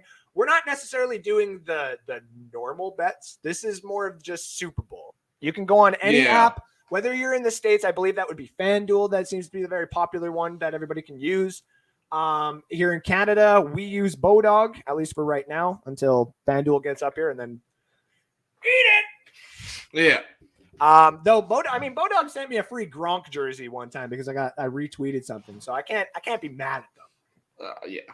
I can be mad because I said pewter, a-holes. So a couple we got here. What will the first enforced penalty of the game be? I have put $10 down on false start. Alex, what do you think? I kind of like that. To Yeah, me, but- it's going to be one of these offensive line penalties, Mhm. and I think it's going on the Bengals. Whether it's going to be a false start or a holding, maybe. Mhm. To me, it's going to be one of those two. If Cincinnati ends up getting the ball first, I Yeah. think that is something that's probably going to happen, is where the sound of that place is just going to get a little out of hand. One of those guys goes and it's just like, I don't know about that. Maybe I should, right? Taunting. Oh, taunting. That would be an Maybe. interesting one. And to me, I could pick a player from each side on that one. Yep. I would say either Jamar Chase or Jalen Ramsey. I'm actually to me, it would be that matchup. I'm gonna see it because I kept the one up here so I could see a couple of odds, and I'm gonna see if I can get to it here while we're also talking about some other. Now, this is one I actually sat there and did a lot of numbers. I actually had to erase it before the game started. I didn't need anybody to see my math and what I do here. Most points scored in any quarter, under 21.5. Think about this. People are going to say, okay, well, 2 touchdown scores. Okay, well, that's 14. But then if someone else scores it, it's only at 21. When's the last time that you've seen like 4 touchdowns scored in one quarter, or 3 touchdowns and a kick and a field goal? Go ahead. We saw it like 3 weeks ago. Well, I mean, what, Kansas City and Buffalo? Yeah. We had 3 touchdowns in 35 seconds or some shit like that. Yeah. So I'm thinking consistently, if they're gonna add that defense in there a little bit, I think what's gonna happen is you're gonna get at most 20 points, maybe even 21. That half right there makes it so juicy for me. Let Miss Juicy. I don't know why I did. I'm so sorry. Like, I felt that coming up there. Like, make juicy. Yeah, you might as well like time clip that so we can go and get it. That one, I couldn't find that one right off the bat either. But the over-under for sacks in this game, I found it last night or the night before, is only 4.5. I would pound the shit out of that over. The whole game? Yeah. I'm taking the over on this. Like, yeah. He took 9 against Tennessee. What the fuck is going on? That makes no sense. That makes absolutely no sense. Oh, man. I just, man, that's a good one. I actually like that. I should have put that one down in here too. You should have told me that. I would have put money on it. I had like 3 people message me this morning and be like, Andrew, I need help, please. I don't know what to do. And I'm like, well, just watch the show at 12. And they're like, yeah, but like I got to work. Can you just send me? I'm like, oh, yeah, that's fine. I can do that. Now, this one I love. This one, if I could put more money on it, I would. How many times will the chains be used for measurements? Over 1.5 plus 105. This is what I'm talking about. Yeah. The under was sitting at like minus 140. So they don't even know. This is one of those where like somebody was probably given a job to do on the weekend. Some new guy at the place and was just like, I was just going to put it like this. Too bad I found it, and now I'm advertising it to the world, my friend.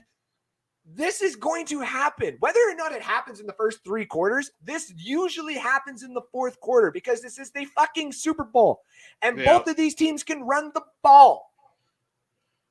Yeah. I love this one. What do you think? Well, I like all of these. I got a couple other ones here. Okay. You lay them on me. So I've got Matthew Stafford over 287 passing yards, and Cam Akers and Jamar Chase both score a touchdown is plus 525. Ooh. Rams to win, and Burrow and Stafford both over 300 passing yards, also plus 525. I like that one. And then some of these kind of like Super Bowl MVP ones. To me, the obvious ones are Burrow and Matt Stafford. They have Aaron Donald at 1,500 plus 1,500, so I put $1 on that to possibly win 15. Yeah, the I got big one though. Do you want to say the big one? Was that in my sprinkle one there? Yep. I'll leave that one for you. Yeah. We'll get to the sprinkle. I saw that and it just made sense. I talked about this on a few shows, and a few people have already been like, you know what? That makes sense. You don't need to throw that much on it. But before we get to that one, this is the parlay. I didn't know, and I might even throw another one up today, but this is the one that I'm confident in. Jamar Chase scores a touchdown. Van Jefferson scores a touchdown. Van Jefferson to have over 2.5 receptions. You combine all that, you parlay that son of a bitch, 875 plus 875. You know for a fact that I put a 20 on that son of a bitch. All right. I'm hoping. That's the one that I'm hoping for tomorrow.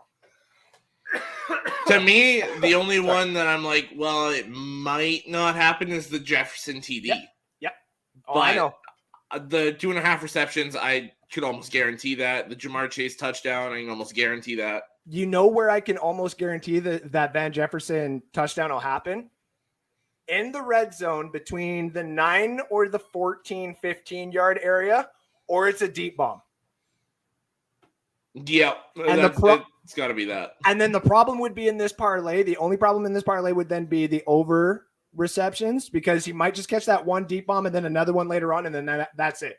That might fuck you.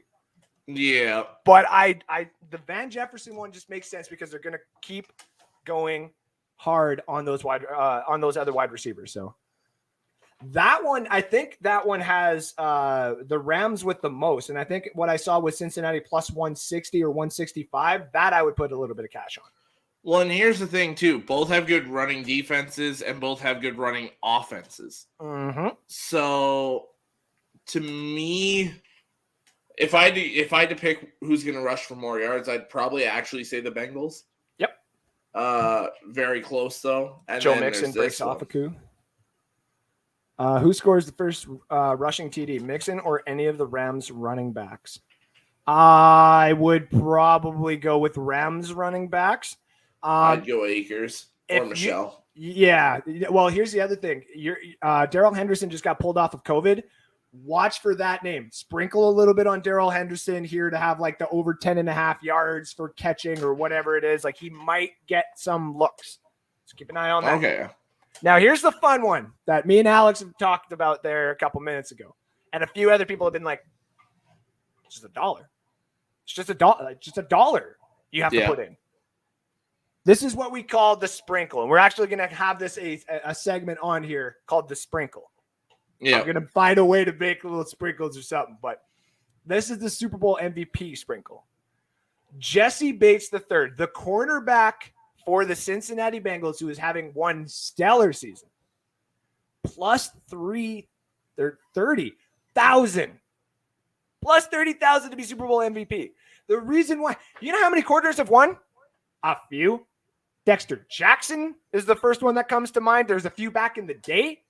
All this needs to happen is the Bengals to obviously win, Burrow to not have the greatest game of all time, Jamar Chase to like have his touchdown, but like I don't think a touchdown is going to do it. Jesse Bates, 3 pass deflections, 1 like interception, and even like a long return might do it. To me, this has to be a low scoring one for him to get it. Mm-hmm. Now that's why I'm saying $1 on this pays you out 300 if it happens. Yep, I did that. Yeah, I did that. People at Let's Talk Football, people at Bucks Report. As soon as I found that one, that's the one that I'm going with. Give me $1. I even went as far as putting $10 on it, on a separate one. Just in case. Just in case. Yeah. Just in case.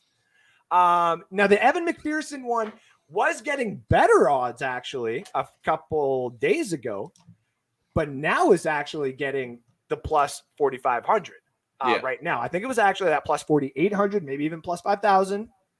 But now it's starting to come down because everybody's starting to think that this might actually go to a kickoff at the end of the game or a field goal at the end of the game. He might get more opportunities than we think, especially with it being indoors. So, Von Miller or Donald, who gets to Burrow first? Now, if it's the first sack, I wouldn't bet it because something stupid that they always do in the Super Bowl is do those half sacks, and it's just it's literally just to piss people off who bet the sacks. That's all it is. That being said, if it's literally just who is to tackle Joe Burrow first, or if you find a way to who sack, I wouldn't touch it. But if you're literally going for that, like who is going to do it, it's more than likely going to be Von Miller. Yep. It's more than likely going to be Von Miller. What you think? Here's the rule that I've used, and I think Sidney Swinton would tell you the same thing. He's another one of our gamblers. Shout out to him. Harry the Greek on Friday nights. You can check him. He's another one of our gamblers. And I call them gamblers because I still don't know the proper terminology for all this. The fact that I even know what a parlay is like, yeah, we're getting better here. These guys would all say the same thing. There's just whatever you're thinking for the Super Bowl is going to happen is more than likely not. Okay? Yeah. For example, last night I went and looked at the Gatorade, and I'm still looking at the Gatorade. I haven't even put money on the Gatorade color yet. I put $1 on the blue and the orange. See, I'm more mad because and you know this too. When the Buccaneers won the Super Bowl, that thing was blue. And I made a joke at our old work together and said, I was like drinking. I'm like, this is going to be the Super Bowl. I'm going to put like $10 on it. Had I would have done that, had I put $10 on it, I would have won a couple $100 because that's just how good I would, yeah. 100 no, I can't remember now. I think it was like $110 just because of the way the odds were. It was like plus 1,100. Yeah. And now this year it's like plus 600. Purple's plus 700. Yeah. Clear or water is plus 700 as well. But I think I'm right now leaning that yellow one, green, lime, yellow shit that they keep saying. All right. Plus 300 is what it's sitting at right now. And that seems to be the one I might lean to. But if it's blue, I'm going to be so pissed. I even went last night to find out all the different Super Bowl ones. On Bodog, though, and be careful, everybody out there, on Bodog in Canada here, you cannot bet no water to be dumped. You cannot bet that. That's the only shitty one. Yeah. You have to actually bet something to be dumped on there. Whereas 7 times throughout history, nothing has been dumped. So I put $1 on a couple of the like halftime performance ones. Yeah, same here. I'm trying to convince like what color Snoop Dogg's shoes are. Will he smoke on stage? Will there be a wardrobe malfunction? And the thing is, this is what pissed me off. In order for the wardrobe malfunction to actually go through, as a bet, to be an actual fine. Yeah. Damn it. All right, fine. So that's been basically all of our picks for the Super Bowl. There's a few other ones that we're still dancing around. I obviously wait until a little bit closer to the game to get on those ones. And I would as well, though these parlays and these odds that you see here right now may change. So I would get on them if you like some of them. If not, obviously, play responsibly. I don't want to see everybody start losing houses or anything like that. So make sure to play responsibly. All right. Yes. We got one more little segment coming up here for you, ladies and gentlemen. We are going to be talking about starting a dynasty. Just going over some quick dynasty tips and tricks for our friends and fans. And then we're going to open it up quickly to the fans out there. But first, so that me and Alex can take a quick breath, a quick commercial, courtesy of No Sports Dynasty.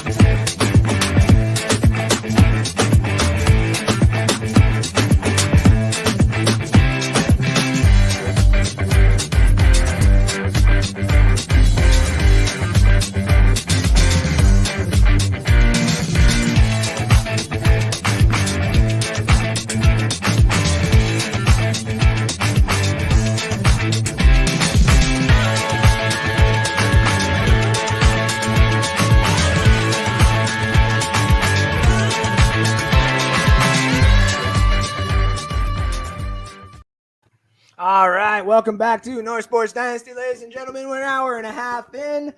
Thank you for tuning in. Remember, if this is something that you enjoy and you like and you think any of us are worth listening to or looking at for 2 hours out of your day on a Saturday, give us a like, give us a share, give us a follow. You can follow me at Andrew_Fobear on Twitter. Follow me, obviously, on Facebook with the North Sports Dynasty page. Alex, tell them where they can find you.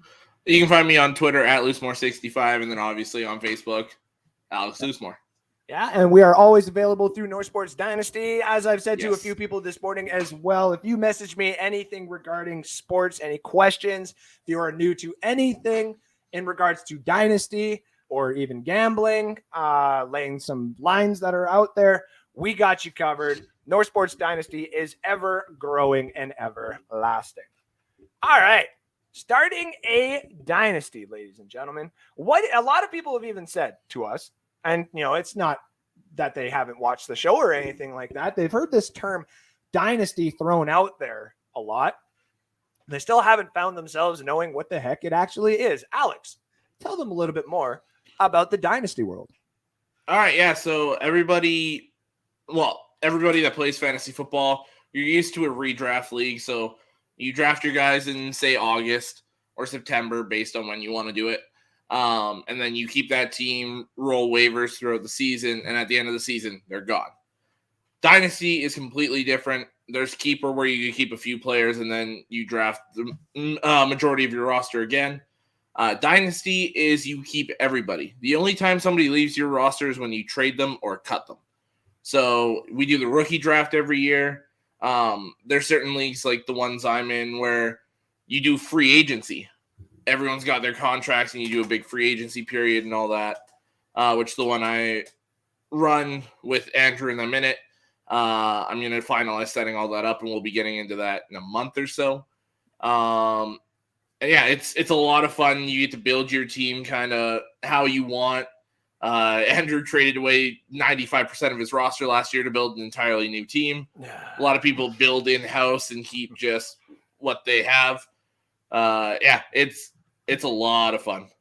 Yeah, to be honest, I thought I was doing something last year that I should to be on paper. My team looked very, very good. Obviously, that was I told you were an injury or two away. And it was true. The whole Dalvin Cook mystery history really got me, and I traded him the hell away, and he went to a few different teams before he's finally found a home with Steel Sox team, which is actually, if that team stays completely healthy, it's probably the more dominant team. It's dangerous, yeah. Yeah, and he didn't have to give much. Well, kinda. He had to give a little bit to get what he did, but I wouldn't say as much as I had to get to what I had last year. No. Because I gave up way too much. And I did it in both dynasties I was running at the time too, before you started up your other one there, which Alex started up one where we do with individual defensive players. It makes it a little bit more interesting and a little bit more harder for people to, pick an actual winner every week or so. But this one that we do is just, it's a super flex now, which means you can put in another spot a quarterback, a tight end, a wide receiver, basically whatever you want. Yeah. And the reason we did that is because our league, the way that it's situated, just the NSD one, everybody who's in that league is big fans of fantasy football. And those people are the ones that we like to keep and build, say like a fan base with, but they're really good at it now. So we added that super flex in there. We wanted to get we got kickers out of there, which that vote was close. And I didn't think it would actually be that close. I thought people would be a little bit more like, just get the fucking kickers out of here. But now the league that we're starting up again is all saved from scratch. We got a few people from a few different platforms. Let's Talk Football, the NFL edition. We got Johnny Dean, for crying out loud, to join the dynasty. And we're actually going to get to hear from Johnny Dean here in about 3 minutes time when we open up the platform at the end of the show here to all the fans of the show. And Johnny's not necessarily a fan. He is a contributor to NSD, and he will be a writer going forward as well. More like for little posts and what he does on what's happening in football, which you should check out that page as well. We are going to use Johnny Dean's brilliant mind to help expand this everlasting and ever beautiful platform that we have here at NSD. Now, on the dynasty side of things, this new league that we started up, tips and tricks for everybody out there. Number one, players that you would usually do in a all-around league like every year league, like, say, for example, Tom Brady of last year. Tom Brady is not a quarterback that you want to draft in the early rounds of a dynasty. Very late. You want to draft him later on. Now, obviously, you find now that value. not at all, but yeah, you don't do it at all. But you find that nice, beautiful ground of where to actually draft him, right? This was also the same that could be said with like James Robinson, with Travis Etienne coming into the league. People, where do I do that? The thing is, you want to keep both of them in that case. Like, you want to keep James Robinson because someone else will use him. Trades in this actually become more like an actual GM. You are a GM. You get these picks, which are, rookie picks. These rookie picks then become available to the rookie draft, which is your wide receivers, your running backs, and your tight ends, and even kickers, when we have that. Which I was actually the person that drafted Evan McPherson. I just want that to be known. Before the kickers got taken out of our league, I knew exactly. You picked him because he was your gainer. That's You're why. damn right. So I had a little bit of that. Well, I mean, hey, why don't you drop Trask there? Now I'm good. You don't need Trask. You don't know that. Why don't you go pick up Gabbert? Why don't you just let me pick up Trask then? No. This right here is why I picked him. Yeah, and this right here is actually a good transition to what we were going to talk about too. You don't draft Kyle Trask in a single league until you finally know if he's going to be the starter. In Dynasty, when he became a rookie, Alex made sure to go get him ahead of any close to where I could get him. So you're not fucking getting him because any trade that I could have ever made, he always adds in this little Kyle Trask thing. Thinking that Kyle Trask to me is worth a second round pick. And I'm like, you son of a bitch. He's not. He's worth a third. Might be now. Yeah, Might be now. I'm not doing it. So another couple of tricks for you. I know a few people would do this in a normal league. Grab your handcuff. Yes. Grab your handcuff. What was it? Not a league too early. A round. There we go. A round or two early. Okay. Yeah. Do this. If you have Antonio Gibson, you go for the James Patterson. If you have Christian McCaffrey, you go for Chuba. If those are the things that you have to Swift, do. Jamal Williams. Exactly. Now, the smart thing to do right now is if you got Ezekiel Elliott, say in the first or beginning of the second, run for Tony Pollard. You run for Tony Pollard in the third. The next pick that you get, you grab Tony Pollard and you stuff him on your bench, and I know there's value if you grab them in like the fourth or fifth. Grab them as fast as you can. So, that being said, the other tips and tricks that we could tell you, go through some of the old shows that we have. Our last season's first show is actually a big show talking about Dynasty and just the aspects that Dynasty is. Our league is going to be PPR, so points per reception. Everything is getting voted on right now, except for your sister, who's just like, I vote for me. I literally told her, I was like, if you don't care, just go vote with the majority. Like, yeah, just vote with the majority, which her vote will get turned into. So, yeah. Giving us a little bit of knowledge here in the fan section of the show, which I want to thank everybody here for tuning in to this show. This has been an absolute great. I want to thank every single person here for tuning in for the first new show. Let us know what you think. Do you like the colors? Do you like the commercials? I know it's probably loud. I know Johnny's probably like, what the hell, man? Blow my eardrums out. By the way, what did you say early? He said something really early about it. Go give Black Rain a follow on Spotify if that's your type of tunage. He's actually also joined us in the NSD League, man. But yeah, before you intro like that, fucked up my trip, bro. All right. Let's get him in here quick because I want to talk to him. He's been a big contribution to us going forward and in the past. Our big sharer, our big grandpa, and what some people would call daddy, the NFL edition, one of his hosts. Alex is one of them. The other host, Mr. Boner Throgmorton. Mr. Johnny Dean. I got it. Oh, thank you. How you doing today, buddy?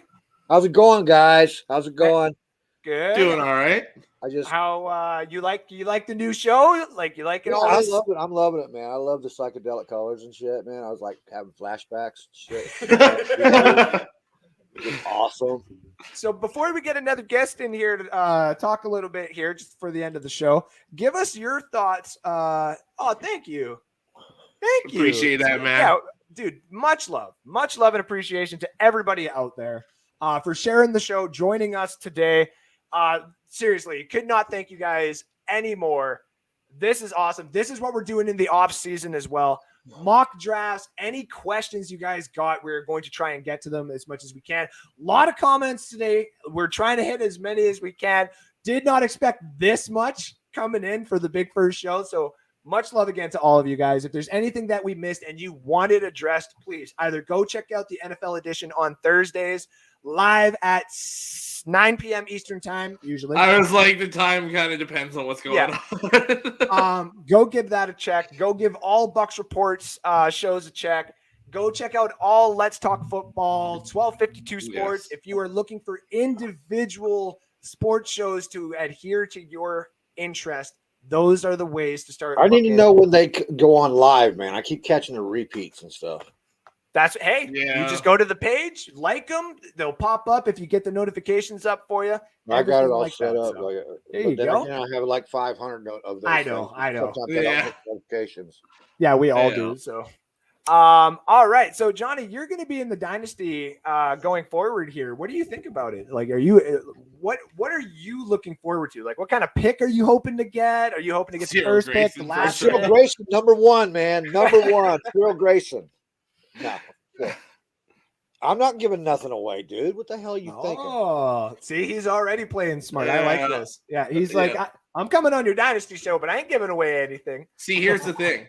When he kept saying no to Dynasty earlier, he was really just thinking about what he was going to do. He had to have his whole plan in place. See, but now here's the problem. Like, he's not going to be able to get Najee if the Pittsburgh guy is drafting before him. So I already know your tricks there. That's fine. I have a fallback.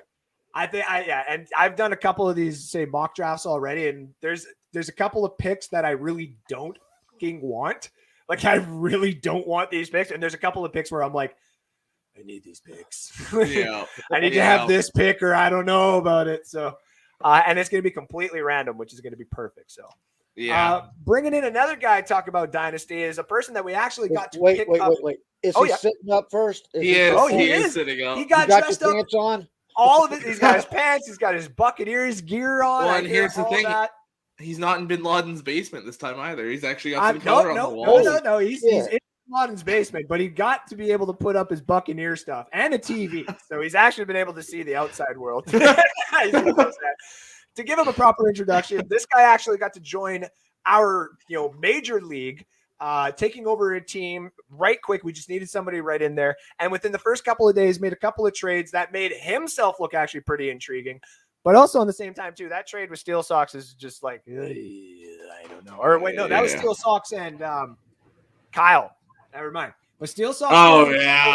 Yeah, that's why I have to keep my draft to myself pretty much, because that's what I'm going to depend on through this shit. It's true. All right, to bring him in here. Trask Force, as his name is known on the NSD League, Mr. Alex Schomber. How we doing today, buddy? Holy shit, a TV and a banner. Awesome. And not just a plain white wall. And he's the tax refund came in. The tax refund came in. So Alex, minor upgrades. Tell us a little bit about your liking of Dynasty already. Like, you obviously got to pick up one of the teams that got made. You weren't able to do, say, like your startup or anything like that, which, obviously we do apologize, but we thank you for taking on the challenge of grabbing that team. What do you think so far? Like, is this one of those type of leagues that's going to get a little bit more popular, or do you find yourself a little bit more leaning towards the redraft style every year? I go more with what Dynasty's doing, because with the redraft, you never know if you're going to get like the number one pick. And if you have a player that you want to keep, then you're going to have next year to be a slim picking of getting that same player again. So I actually like the concept of keeping the same players and how you guys operate it. But I'm going to need a quarterback, though. That's all I got to say. I've seen you in the chat. I'll Tom Brady for that shit. I lost my quarterback.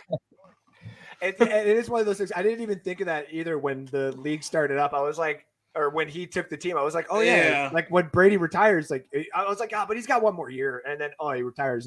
but he's I got have one Justin Fields quarterback. now. Yeah. That's Yep. my fucking quarterback. You ended up getting from me. I ended up drafting Justin Fields in this, traded Justin Fields and I think another piece to get Trey Lance. Actually, I think I drafted Fields, traded him to you. That's right. Because Yeah. I drafted. That's right. Because I Yeah. tried to Ooh, draft. Alex. I'm trying to. Yeah, our Ah. league has had some pretty interesting trades. Like, I basically gave Deebo Samuel to Robert last year, which was the stupidest thing ever. I was going to say idiot. Yeah, like I looked at that trade. I don't have the trade on me again. We'll have archived some of these bad trades. Ben, I appreciate you still tuning in too, buddy. Oh, man. When Don't worry, man. Don't get too happy. Don't get too happy. what are you talking about? He's happy that he's being presented here on No Sports Dynasty, ladies and gentlemen. Well, Which, he by already the got way, a little we're happy during your Reds rant. So, well, hey. Well, I know Johnny's got things to say about that, but remember, we're almost at the end of the show here, ladies and gentlemen. Give us a like, give us a share, give us a follow. Tell us what you're thinking about the show, the new platform, the new colors, the new everything. Like, look at this. Look at these logos, dude. The only thing I didn't do is put the logos up at the top, like putting them up in the top corner because me and Alex were basically presented on the screen the whole time. But I presented all of these colors to Alex that you see, like with the orange and the green and the blue, and all of them look so good. Like we slightly like the green more, that we couldn't just leave out the other ones. So Orange. It comes up like a banana on my screen, man. yeah, yeah. I saw you personally message me something about the footballs too, and I was just like, what? So, Oh, you saw that? Huh? I saw a little bit. I just saw it pop up there. Yeah. So because you said you get back to us anytime you message you. I want to say, okay, let's see if he's being honest this time. no. Not when the show's going on, man. But here's the question I want to bring to Alec and Johnny first, just to keep it on the Dynasty, and then we'll kind of talk about whatever for the last 5 minutes. With Dynasty coming up, some of the players that we obviously talk about being, the number one players that you're going to want to draft right now is your Jonathan Taylors and your Najee Harrises. Dalvin Cook is still up there, Jamar Chase and stuff like that. What are some of these players in the later rounds, maybe say after the 4th and 5th round, that you're going to be making sure that you're just hunting for? And we'll start with you, Alex. Or Alec. My apologies. I was reading Ben's comment, my bad. Oh, that's all good. You said a sleeper in the later rounds? Yeah. That you would want in a dynasty, that you think would eventually develop into one of your starters, one of your starting rotation players. Anything but Justin Fields. I don't want him. Hey, I don't Alec, want him. Kyle Trask is available, man. Man, you start doing that. I mean, you know what? If you're gonna It's a do that with this, hair Here we go. you know what? No, I am putting Robert and Jose, everyone else in our league, everyone vote no when that shit goes through. Wow. Collusion at its finest on our show. All I'm saying this to the entire league. Kyle Trask is The available only for question trade. I have about this league is Well, see, you know I'm what so you said? glad that I'm not joining an existing league because I'll be able to just draft his ass. Draft your own, yeah. And it looks wait, I have a like question though about this. How this Go ahead. operates. Yep. So you say so the new people like Johnny and stuff like that, if they have their own like they start from scratch. But it's So going to be a say- different league than our league. Like our league is like the 14 players we have in our league and all the players drafted. Yeah. That's completely done.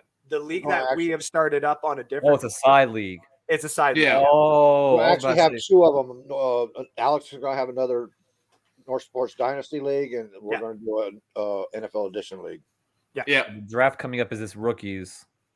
The one Yeah, for our draft league, is just rookies, yeah. which How do I'm I get very another quarterback in the free agency? Because I don't want. when You gotta try and trade, dude. or Which Kyle when Trask. when free agency quarterbacks comes Kyle have? up, it'll be after the Super Bowl that all the free agency players will be available because everybody will just go in because Fab doesn't kick in our league until later on, like down the road, like right around August. Regular season, basically. Yeah, I think it's week 3. We thought about it and then we were like, no, let's just do the regular season, allow people to pick up to right till training camp. Our league might be different that we do on the other side. But this rookie draft, you never know. Like you might, I don't know what picks you have, but you might be able to get a Kenny Pickett if he ends up being a starter or something like that, right? You could also be what I'm trying to remember his name, the Big Wiz did when we first started up. He literally drafted all defense. Like he went up afterwards and just he had like 14 team defenses. He took all the defenses. So that way, all these players in our league, when they actually needed those points, we had to give up real players and real picks in order to get those draft picks. And as much as we were like, fuck you, we're not doing it, some of us had to cave with our tails between our legs and be like, can I get the Colts defense, please? You'd be like, yeah, for a second rounder. I'd be like, I don't, just take it. Aren't you the anti-kicker and anti-defense guy? I was the anti-kicker guy, even though I love kicking in real life. Everybody calls me the anti-kicker guy, yes. I'm the one that suggested taking the kickers out, which came to a very close vote. But yes, the kickers are out and the Superflex got in. Came to a close vote? Jeez. Yeah. Yeah, it was close. People who wanted to keep kickers in were like, you know what? Fuck you. I'm just going to keep Justin Tucker and I'll put him in the Superflex position. And I'm like, you sure? Go ahead. You do you. Like you do you, boo-boo. I'll get that Bengals kicker, man. He's pretty good. Peterson, yeah. And see, I drafted him with one of our 4th round picks. So this is just another thing that we can talk about quick just before we wrap up the show. The picks that you get. And this is one thing it's no longer a secret. My secret's been out on this for a long time. This is the reason why I've had to resort to going to 3rd round picks, assholes. Yeah, you're welcome. What I used to do is I used to take later round running backs in the 4th round. And what I would do in the regular season is just with trades. So me and Alex would make a trade. I would counter it and be like, put a 4th round in there. Nobody's going to give a shit. It's like, it's a 4th round pick, whatever. I get a 4th round pick. Then all of a sudden, when I have 6 4th round picks, and all of a sudden Elijah Mitchell is still on the board, and I'm picking up him, and I'm picking up a couple of these other guys, the tight ends that look like they might do good. That's when the value starts to come, and people saw that, and we're like, I'm not. So any picks that I had to do now with the trades that I had to do would have to happen with me adding more now, because anytime I would say add a 4th round pick, they would reject, and I'm like, you sons of bitches. Yeah. So now everybody knows that. But what you do, if you can try in Dynasty, is you try to get as many late round picks as you can, because then whatever's off of the board, all your sleepers. Yeah, because those guys will eventually go to the free agency market where people will try to steal some value that is there, which happens in undrafted free agency in real life. That's the beauty of Dynasty. But I don't allow that to happen. I grab all my 7th round picks in real life, technically, and I make sure those players are coming to my roster, and they sit on my taxi squad. And when all of a sudden the running back for San Francisco, what was it, Trey Sermon, when everyone thinks he's going to be the ultimate guy because he's got an opportunity, it's Elijah Mitchell, and he's sitting on my bench. Everybody can pay up. Or Jared Patterson. Speaking of paying up, how are you going to have that name without the quarterback on your team? Come on, man. Here's the hoping. I can pull it off. All right. Here's the hoping. Trash course. Oh man, are you going to join one of our leagues? You might as well. You might as well get him into the other one that you guys are starting there. So then he can draft his own. Yeah. So, just wanted to shout out a couple of people here as well. I saw some other people pop into the comments there. Christopher Wartruck, our Arizona Cardinals NSD analyst, says, I clean myself up. I know, right? I just shaved the little stuff in here. I got to keep the beard going, man. I got to keep the beard going until the Red Wings win the Stanley Cup. And then when they win the Stanley Cup, everyone's going to message me and be like, shave it.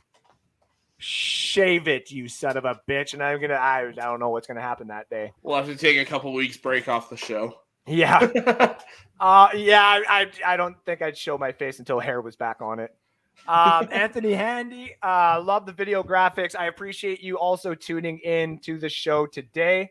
Also Johnny Dean, and I didn't see all these comments, man. Listen. Yeah, there was a lot. Let's take this time. Zagnif Productions, Ben Cornett. Honestly, every single person here has been a major, major contribution here at North Sports Dynasty, and I cannot thank you guys enough. I really can't. Neither can Alex. We've joined these other groups. We've started to get a following. This is starting to grow. Just like Sean Spencer said on Let's Talk Football, this is something we are trying to do where we can all quit our jobs and and sit at home and talk football. And then eventually people on live would be like, I'm tired of talking about Jameis Winston. Okay? I don't go to work to talk about Winston, okay? I'm tired of it. That's the type of stuff I want us to get to. I want us to Stephen A. Smith for a career. I haven't seen Winston's in years. No, I know. People need to just stop. And people have stopped. I'll give them that. So, great stuff, fellas, by Ben Cornett. Thank you to everybody out there. We are going to have a lot more coming at you guys. But before we tell you about that, let's get our guests out of here and give them a quick shout out. Johnny. I want to make a little announcement. Go ahead. For future reference, to remind people that referees should never, ever take the place of a good player. I will on our show, I will be wearing this jersey. I love it. Hells yeah. Love it. Until he is actually in the Hall of Fame. Fuck yeah. If your boy don't know. Thank you, Johnny. All right, I'll get that off me. Let's get Alec in here. Alec, tell everybody where they can find you, where you're at, and thank you again for being one of our biggest fans here at North Sports Dynasty, and also thank you for taking up that last spot. Tell us where everybody can find you. Or you can find me in the comment section in Live in the Cheap Seats and North Sports Dynasty. That's about it. Hells yeah, buddy. Appreciate you coming on. We'll talk to you again soon. Have yourself a good one, brother.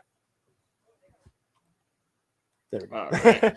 All right. So let's finish this up. Alex, do you got anything to say to everybody? I'll just kind of reiterate what you had said there. Thank you all so much. You guys helped make the show great. We love feeding off your guys' comments. I know we didn't talk about as much or as many of them this week as normal. But we do see them. We do appreciate them. Anything you guys want to say, please let us know. Again, thank you for liking, following, subscribing if you're on YouTube. It all helps us out so much. Yeah, to be honest, this is a lot of work went into this. We're just happy that we were able to entertain. This is by far probably the biggest show that we've done up to date. We did one that was random that came out of nowhere, like way back in the day. That it was like the views were at like absolutely insane. We were like scrambling. Yeah. Like, we didn't prepare for this. Yeah. But that's not going to happen anymore, ladies and gentlemen. This is what North Sports Dynasty is going to be bringing you every Saturday. Much love to everybody. We will talk to you soon. Let's get you out of here with a commercial and a nice little, say, like, outro or whatever. So much love. We'll talk to you guys on Facebook and all social media platforms. Follow me at Andrew Fulbearer, Andrew_Fulbearer on Twitter, and all the social media platforms that you will see the new and improved NSD logo. Alex, tell them where they can find you. You can follow me at LooseMore65 on Twitter. Wherever you see the NSD logo, I'll be there. Bucks Report Thursday nights with Johnny Dean on the NFL edition. And yeah, that's it. Thank you all again for coming and tuning in. Much love. I'll leave you with the thank you commercial. I can't. I was trying to keep going, but we can't. I gotta go. Alex has gotta go. We got things to do. Y'all have been great. Much love. Talk to you soon. Goodbye.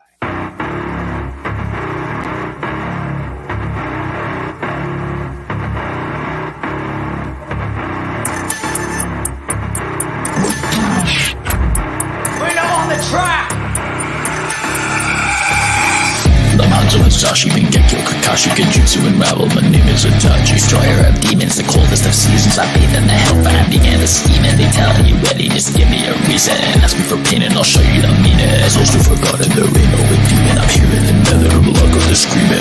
Think they can eat me alive. Trying to keep up with this black and new age masquerade. All this Sonish motherfuckers only